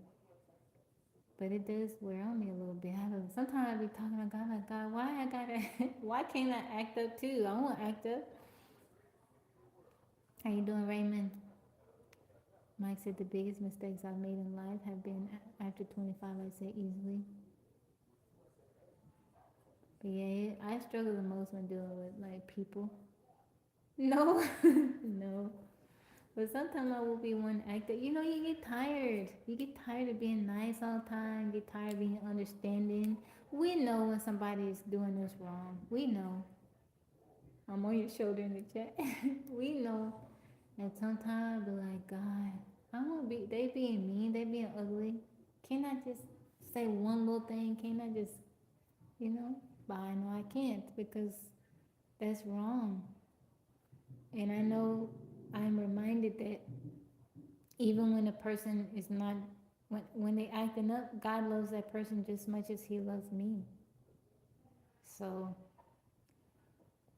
I believe that when you harm other people, when you do wrong against another person, it affects God. We're His children. Even when we feel like we're so right, we're in the right. Sometimes we are right, but sometimes we are also equally blind to our offenses. And I know that just as much as I know that God loves me, God loves that person too.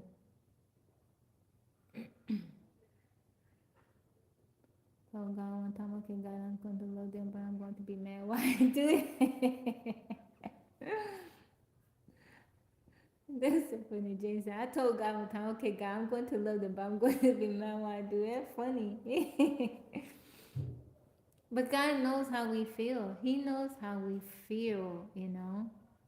It's like Job, like the book of Job. I like reading the book of Job because he was upset. He was complaining, but he was taking all his complaints to God. I think sometimes people feel like we can't complain to God.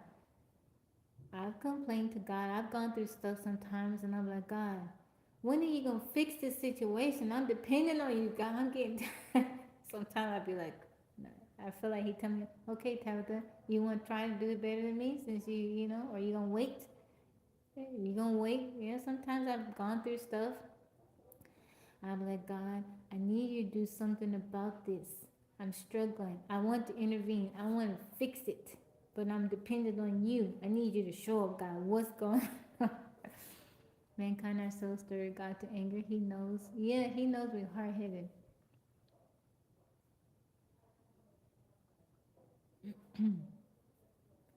Taylor, I see you.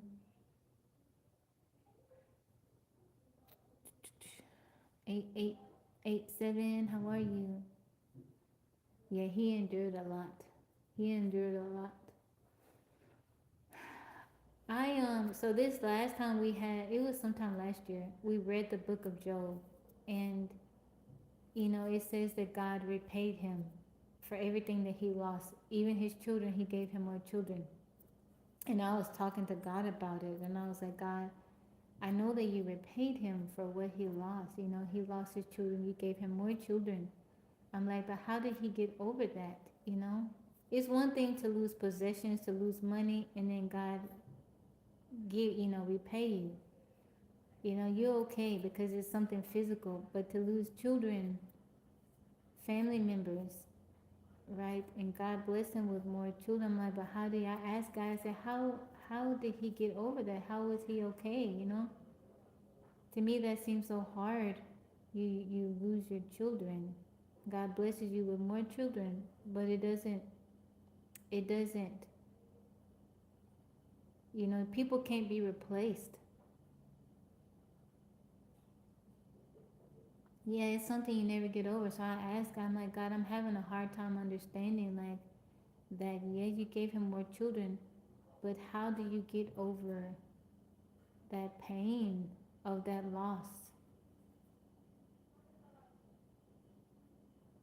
If anyone says, I love God and hates his brother, he's a liar, for he who does not love his brother whom he has seen cannot love God whom he has not seen. Gravity, how you doing? These indicates that's how you treat the least of these. Yeah, I like that. I like that scripture too. The Bible, it says the first will be last, the last will be first. Mike said, I don't think you get over it. In 2015, and I've never. I'm so sorry to hear that, Don Juan. My heart goes out to you. I'm so sorry.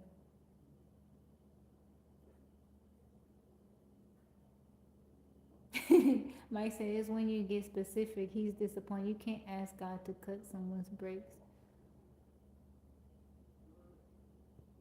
How you doing, Gerald? Gerald and Karen, welcome in.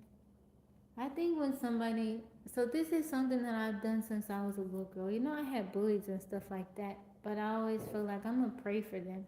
I always knew that if somebody was giving me a hard time, to pray for them. You don't pray for their downfall. You ask God to give them a change of heart and for Him to let them realize what they're doing is wrong.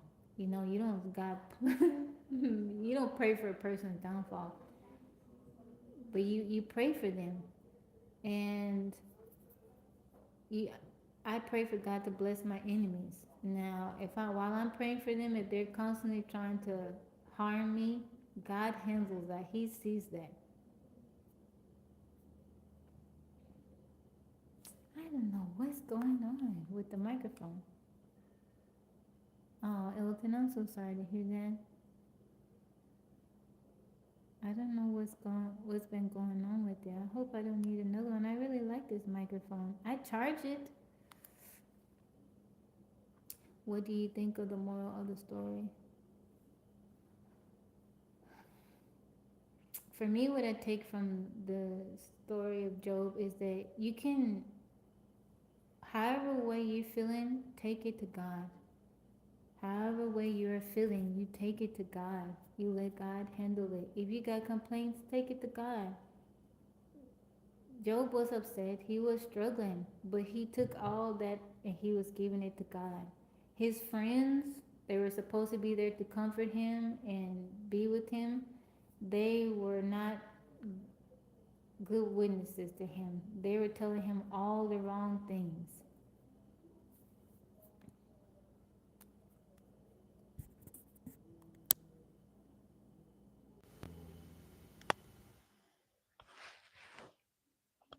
Let's see if it's gonna stay on this one.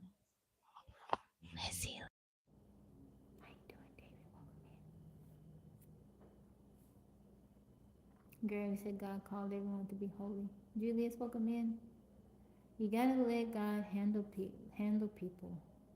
Like I said, God has a way of handling people far better than we can. Somebody do something to you, think I'm gonna pay them back.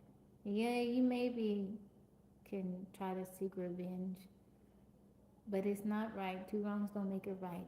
And God has a way of revealing people, He'll reveal you to yourself in a way that can only be done by Him.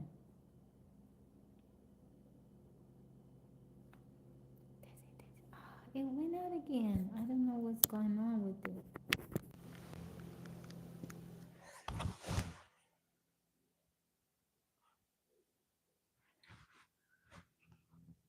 No. I don't know. You never know what a person is going through. I don't take a lot of stuff personal. Only time I take something personal is like if you're close to me and you know the type of person I am and you still choose to do something to me, treat me a certain type of way, talk to me a certain kind, I'm like, yeah, I take it personal because you know better. I struggle with this because I used to have people who intentionally tried to harm me and then try to smile on my face and shake my hand, and it's not. Yeah, there are people, so I've experienced this. I've had people in my life close to me, they will do something to me, and then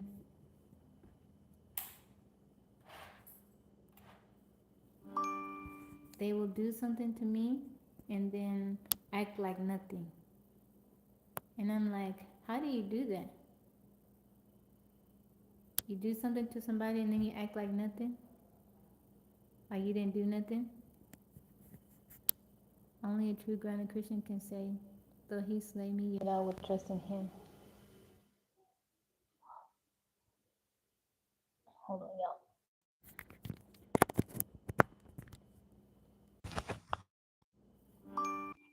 His wife, I think the point of Job's story is ask yourself if God will unquestionable.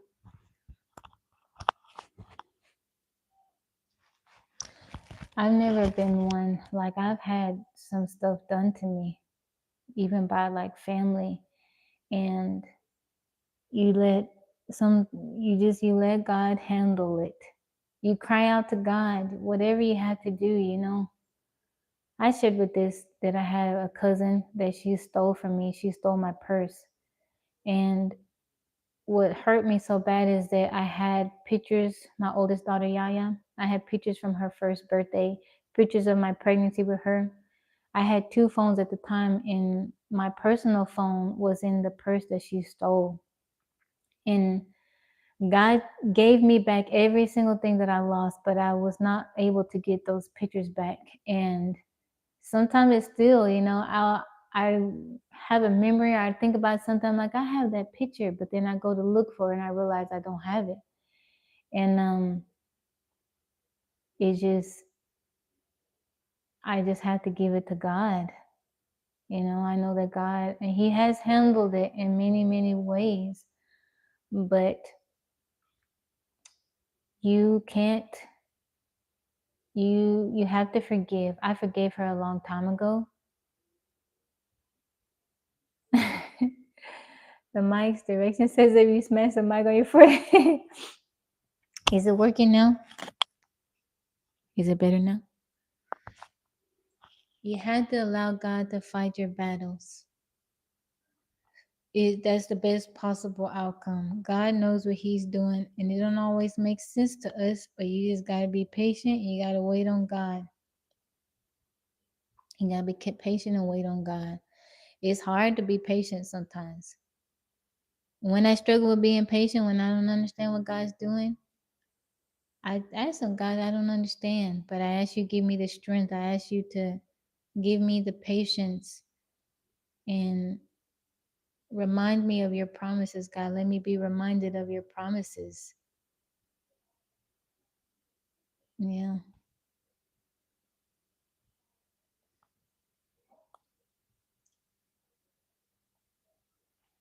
I also remind myself too that everything that I could ever go through in this life, Christ went through it too. He was lied on, he was attacked, he was persecuted, he was abused, he was humiliated, and he went through it for me and for you.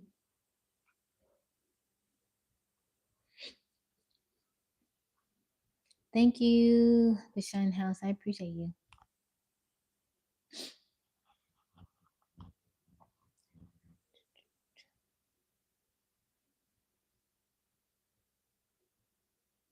Thank you, Jack Kim. I appreciate the love. Thank you guys for the likes.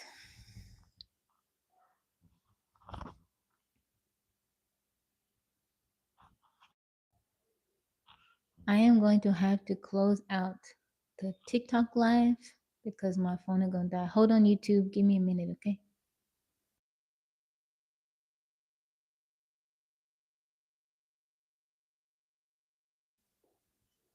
James.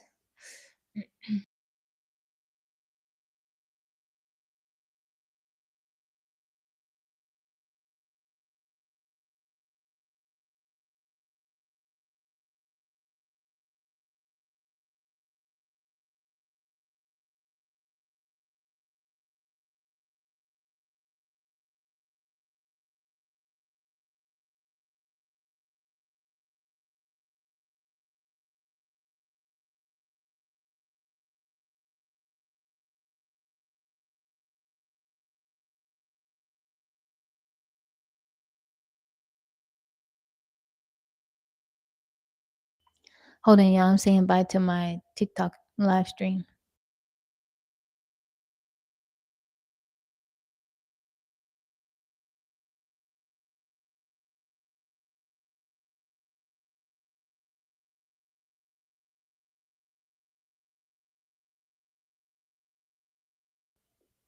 All right, guys. I was saying goodbye to TikTok live stream. I'm back. I don't want you guys to think I was closing the live over here.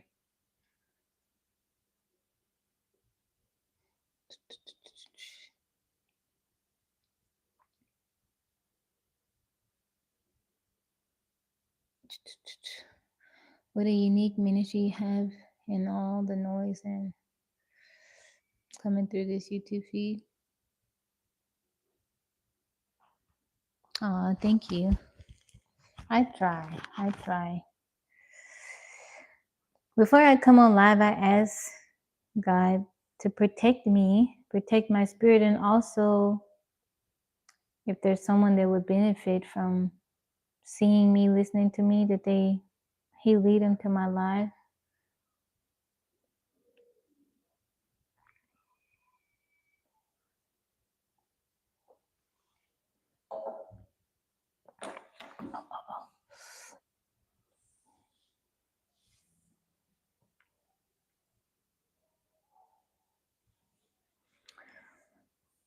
I don't think I've shared. I know for a fact that I haven't never shared as much about my life, my testimonies I have since I've been live streaming. Do or do not, there is no try. I know for a fact I haven't shared my testimony as much as I have since I've been coming on live stream. But if it can help somebody and give someone hope, because sometimes we do struggle in life, and it helps to hear other people's story and to see that how much they've overcome things and what God has done for them. So if I can give a person hope and just a little bit of strength to keep going, that's what I want to do.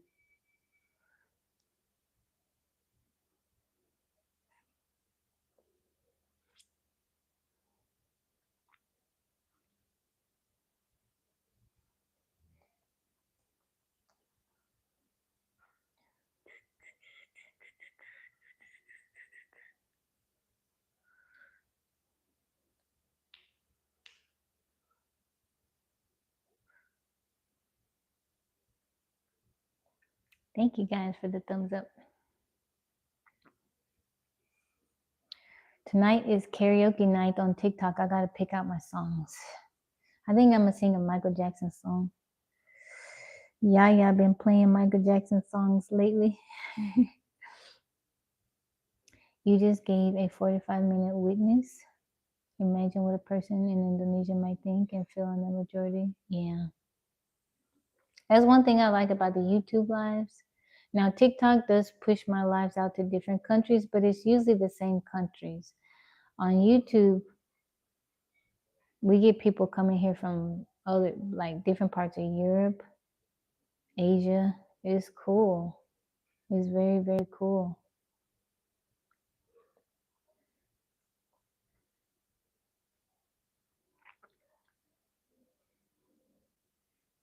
Me. Get my book of one bit. Yeah.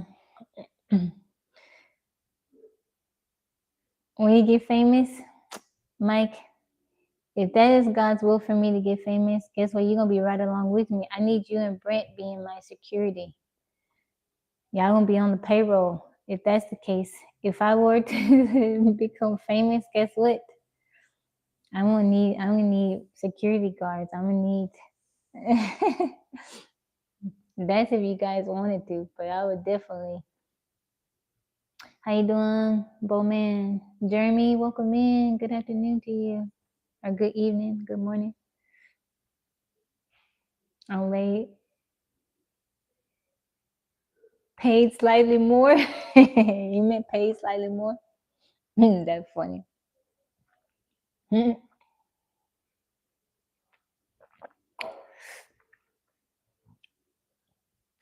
You want some hair, Bowman? Here you go. Here you go. There you go.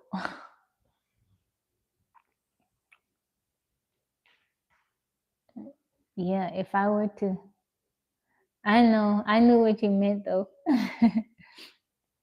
Happy Friday to you, Jeremy.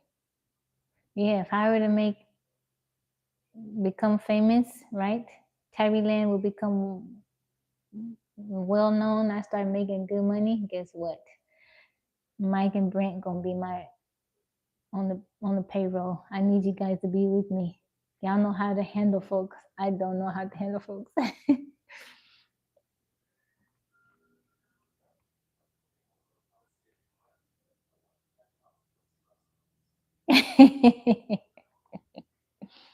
Thank you, Rock the Star. I knew what he meant though. I knew what he meant. That's so funny. Poor Mike.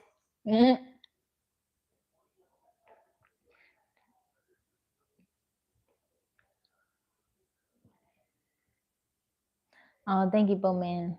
Here come the DMs. Well, luckily this ain't YouTube, and we ain't no DMs on YouTube. When I was when I was a YouTube partner, like when I first started many years ago, you could send people messages. I would get messages for a long time. You could get messages because I would, even when I stopped recording videos, I'd have people message me asking me when I was gonna come back. Yeah, no DMs over here. They can feel some type of way, but they can't do nothing about it. Yeah, yeah, can't nobody. They could be upset about it. No, did you see yesterday? I think it was on my dance video.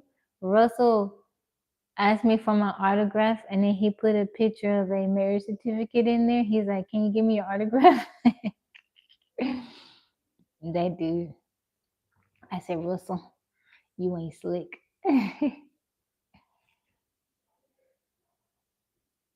Him not slick.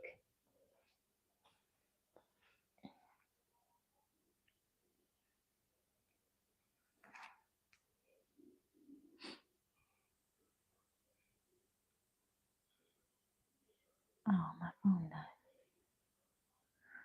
I'll just say we landed in Hawaii and we're late. That's what I meant. That's so funny. No, can't nobody mess with you over here.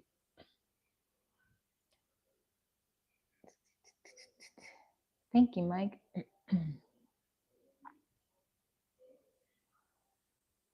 You remember those days? Veronica, you have been with me all this time, man. I've thought about making some more hair videos here and there because people do come, they'll find me on Instagram and on TikTok and they'll ask me, "Hey, can you do a hair video?" I'm like, oh. I know that if I were doing hair videos, I would be getting a lot more views, but I don't know. It was cool at the time on YouTube because, I think I made my first video in 2009. There wasn't a whole lot of people on YouTube, so it was cool.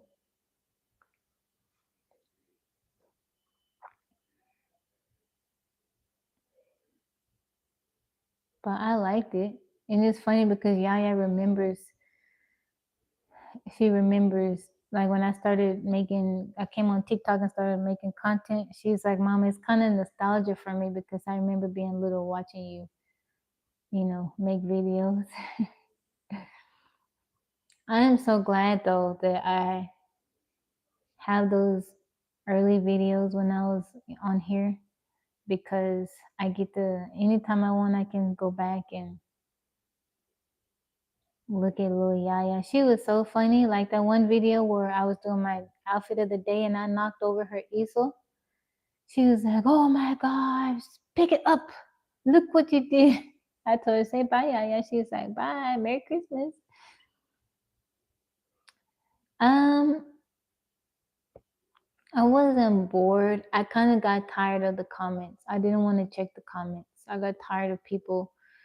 What really started to bother me is people telling, like, I would get private messages, "You shouldn't be wearing your hair like that," telling me that I'm not black. I'm doing something to my hair to make it look a certain way. And I'm like, yeah, I may like style it, but I'm not really manipulating my hair to make it appear like it's something else. But I'm like, guess what? Even if I were to, it's my hair. They know I got people accuse me of culture appropriation, and I'm like, you do realize my mom is black, and then if I were to say that, they would be telling me that I'm lying. I thought about one time making a video with my mom just so they could see that I was being truthful, but I was like, you know what? Even if I do that, some people would still say I'm not, I'm being dishonest.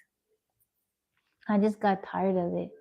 The comments, "Why you wear your hair like that?" Or I couldn't say, they had a problem with me saying natural hair because I have a looser curl pattern. You can't say your hair is natural. That's reserved for black women. And I'm like, man, I got tired of it. I just got to the point where I just stopped. And then I thought about it. I'm like, if YouTube is still around when Yaya gets older, she may come back to my videos and see these ugly comments. At that time, I just didn't care. I didn't want to be bothered with that. I didn't get on YouTube to be known or anything like that. I was just wanted to help people. I was figuring out stuff with my hair, wanted to help other people too. But I do have a lot of hair, Irvin. For you will include a plea to make you a little less sensitive. No, so now I am less sensitive. I am less sensitive. Back then, I just didn't want to deal with it. I didn't care. I didn't get on YouTube to make money. And so that's why I walked away from it. I was a YouTube partner, but I didn't care. I was just like, I don't know, I'd rather deal with a lot less stress. Now I done been through some things in life and my skin is thicker. But at that time I was just like, no, I don't want to deal with that. I want to deal with people. But I did have people in the comments would stand up for me. So I don't know. But at the time it just wasn't something that I wanted to deal with. Because they just, for me, we're working on the edges. That is just, so the most hate that I've gotten from is from other Black people. And it make me so sad because I realize that some Black people don't view me as Black. Yes, I am mixed and I go by both. My mom taught me to acknowledge her and acknowledge my dad. But I feel I have a Black mother. I feel like that's the blackest thing that you can experience. Like, why discredit me? Yeah, my hair may be a little bit different, but I don't know. Like, and I just got tired of it. It does wear on you a little bit when you constantly questioned about who you are and why you doing what you're doing, or just I don't know. It took me a long time to have a healthy relationship with my hair. And I guess that's why I didn't want to deal with it, because it's like I finally grown to love and accept my hair. I don't want to hear what anybody has to say about it or what I'm doing. I honestly did not realize you were biracial until I started watching it live. I didn't notice. Yeah. I realized that depending on how I wear my hair, I may look a certain way. When I straighten it, some people, they can't tell. Well, really, Yaya says I look very racially ambiguous, but I feel when I wear my hair like this, you can tell I'm part Black, right? But I think when I was straightening it, people don't really guess that I am. And that's one of the reasons why I stopped straightening it, because I wanted to represent who I am. But one thing I learned is that people always gonna have something to say. They're always gonna have something to say, So but yeah, being on TikTok, going live on TikTok, I had to get over that real quick. I had to get like, I don't care attitude. Whatever you say is a reflection of you, not of me. Her petition has been fulfilled. And Valerie Wood, I don't give a nobody does it better. Yeah. Now, and a friend of mine, he told me, why don't you get back on YouTube? He mentioned it last year, and I was kind of like, I don't know about that. And then when I came back, I started coming on live earlier this year. I was like, maybe I should have done it sooner, because I enjoy it, even though I had to deal with trolls. But I was like, you know what? It's all in God's time. And God probably knew that I needed to do TikTok first to build up to get me ready, because there's far more trolls over here than there are on TikTok. But yeah. People make those comments and stuff like that.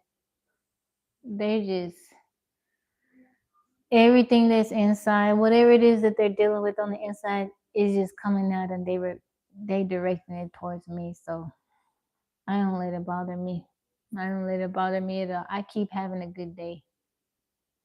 I feel bad for people because it's like you have that much hate for somebody you don't know anything about, you never met.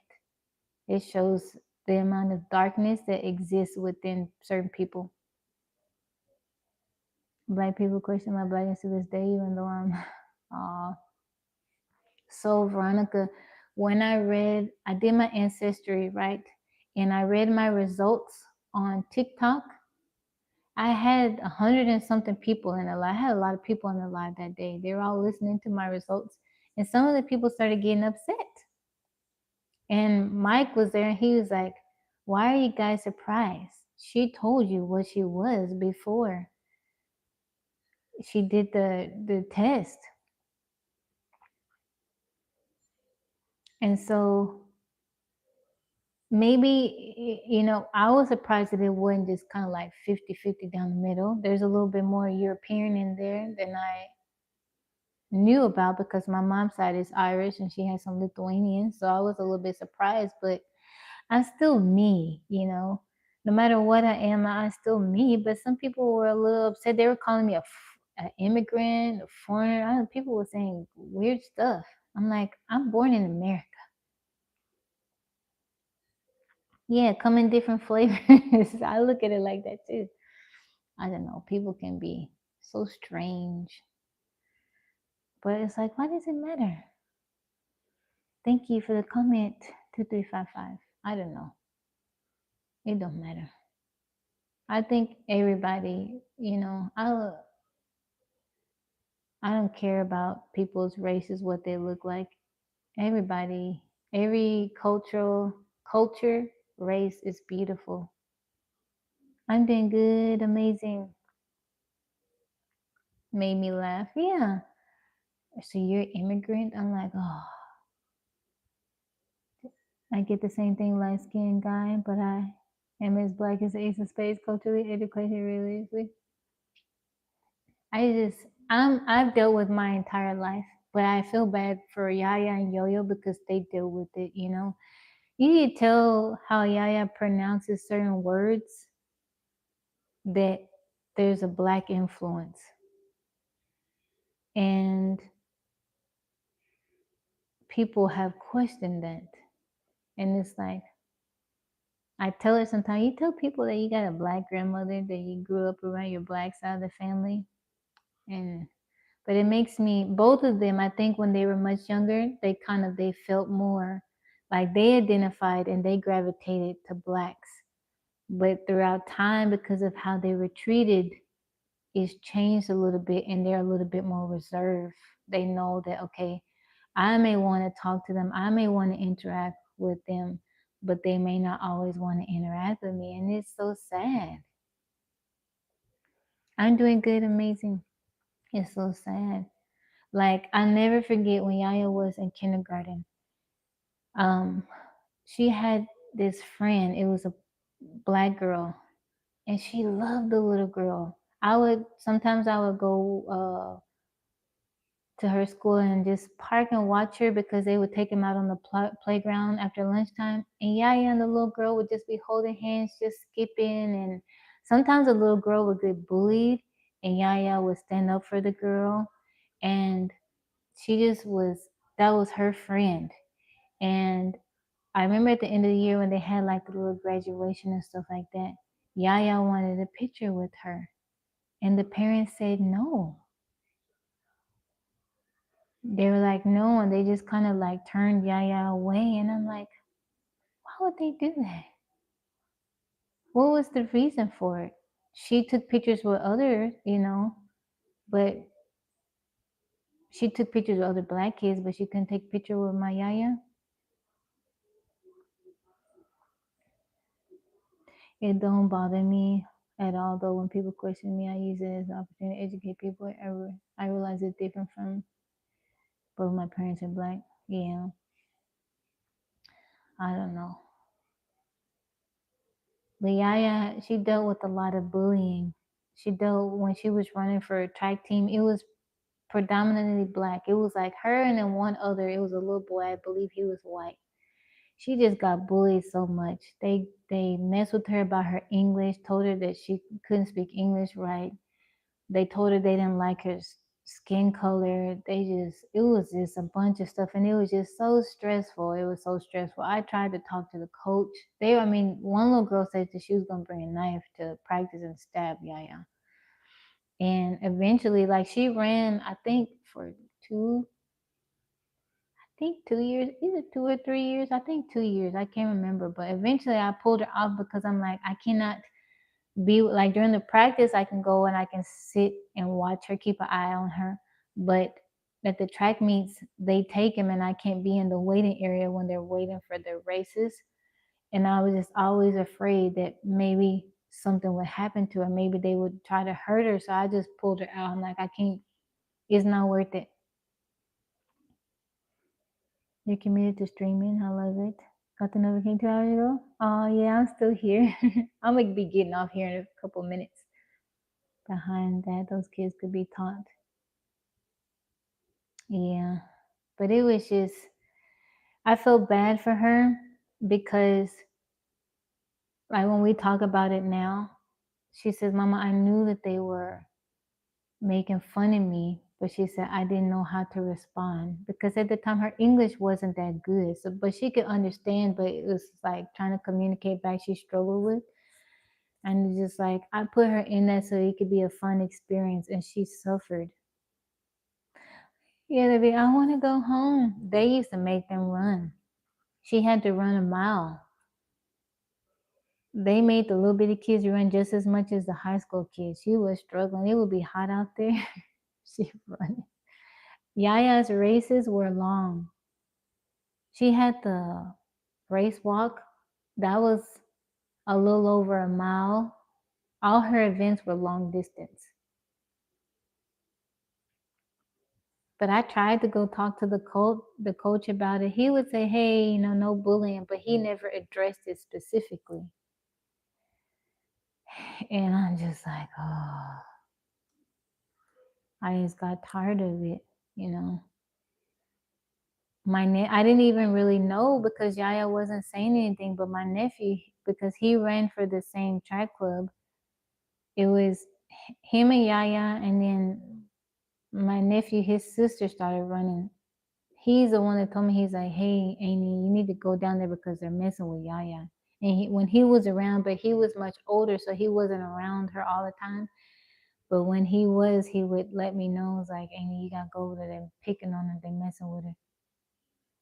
They're black and they play with kinds of different races in our neighborhood. White, Hispanic, and Asian. My kids are really the only black kids in the neighborhood, and we don't have any problems. We all look out for each other. That's good.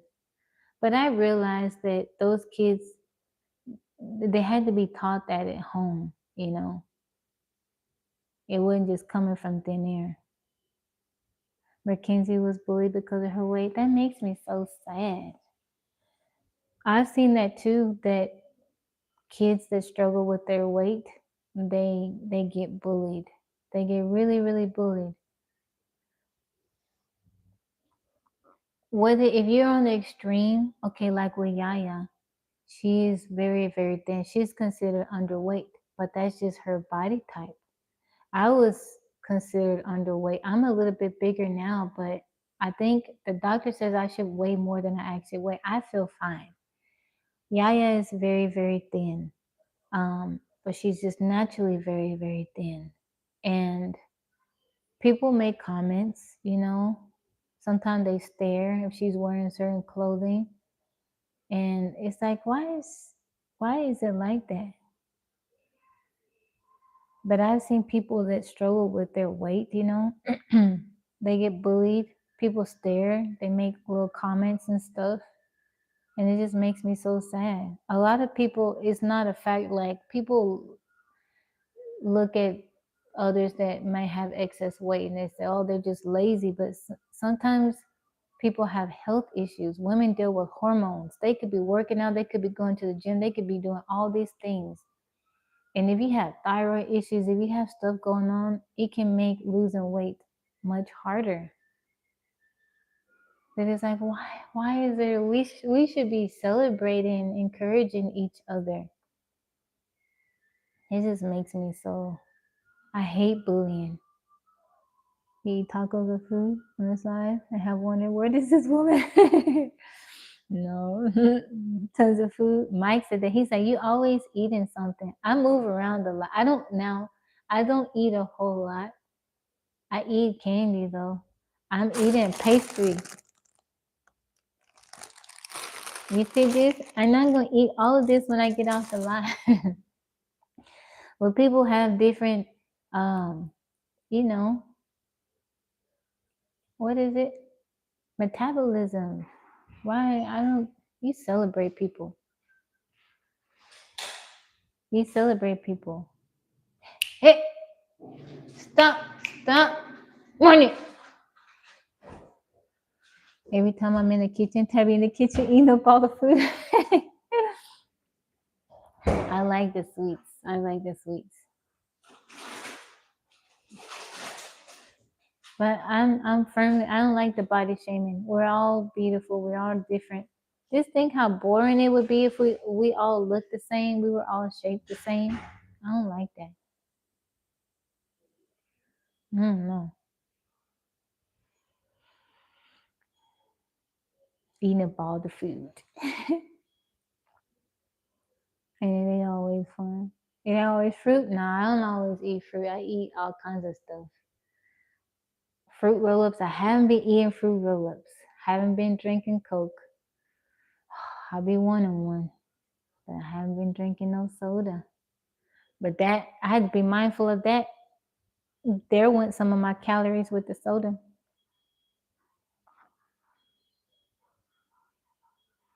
If I know a person is just unhealthy and he's and still don't say nothing because it's none of my business, yeah, like you gotta keep your thoughts to yourself. A carb cream. I eat a lot of pasta. I do eat a lot of carbs. I like bread. I like cheese. I like different types of bread. I like going to the bakery, getting different treats. Yeah. I like bread with butter. Mm-hmm. Cheese.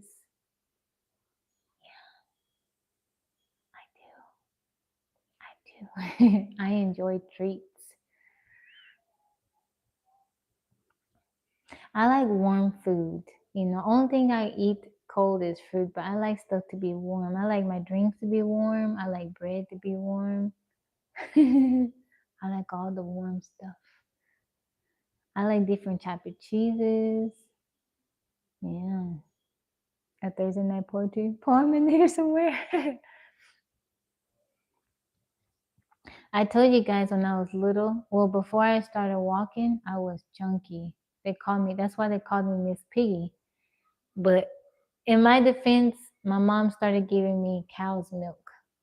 Homogenized milk, I wasn't supposed to be drinking that. So I kind of blew up. But she is a carb queen. She won't share none of her ice cream. But when I started walking, I lost the weight. But that's why I'm nicknamed Miss Piggy. Yeah. Miss Piggy. And I ain't been big ever since. When I was carrying the girls, I gained 38 pounds with both of them. But then afterwards, I lost all that weight.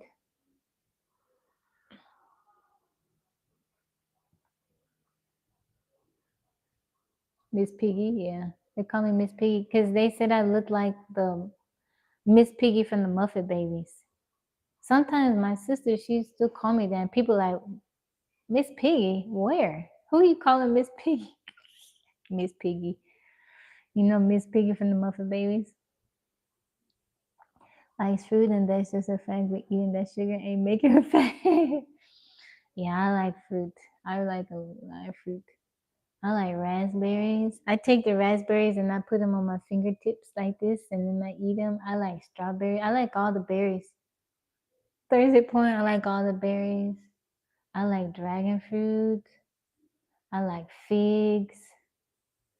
I like all the fruits. I like mangoes.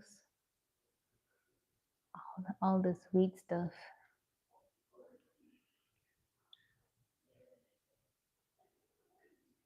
How you doing? Welcome in. All right, guys. I'm gonna head out. I'm hungry. I'm gonna finish eating my pastry. I'm gonna listen to some music, figure out my songs. You always do I really? I always whisper when I talk about food. I enjoy food. I do enjoy food. Yeah.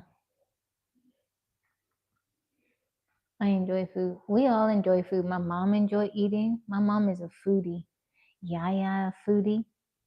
Yo-Yo enjoys eating. I could go into a trance. I like to eat, you know. My portions aren't that big. I have small portions, but I like different flavors, you know. I watch videos on YouTube from different cultures of people cooking, and I get new ideas and stuff. I'm like, oh, they using that, I can do that. Or I learn a new technique, I'm like, I could do that. And then when I'm cooking, Yo-Yo is my taster. I'm like, I give it to Yo-Yo, and she's like, oh, mama, this is good. Yo-Yo not picky. Yaya a little bit more picky. So when I want to try different stuff, like Yaya would eat it, but I get more. Yo-Yo is more open to like different stuff, right? I'm like, Yo-Yo, would it taste nice? She'll be like, this good. She'll give me the thumb. She'll be eating and she'll go like this. Now I know it's not okay if she eat it and she'll be like, oh, I don't know. It's okay, mama, but I like how you did it last time. Or how you doing, Jerry? I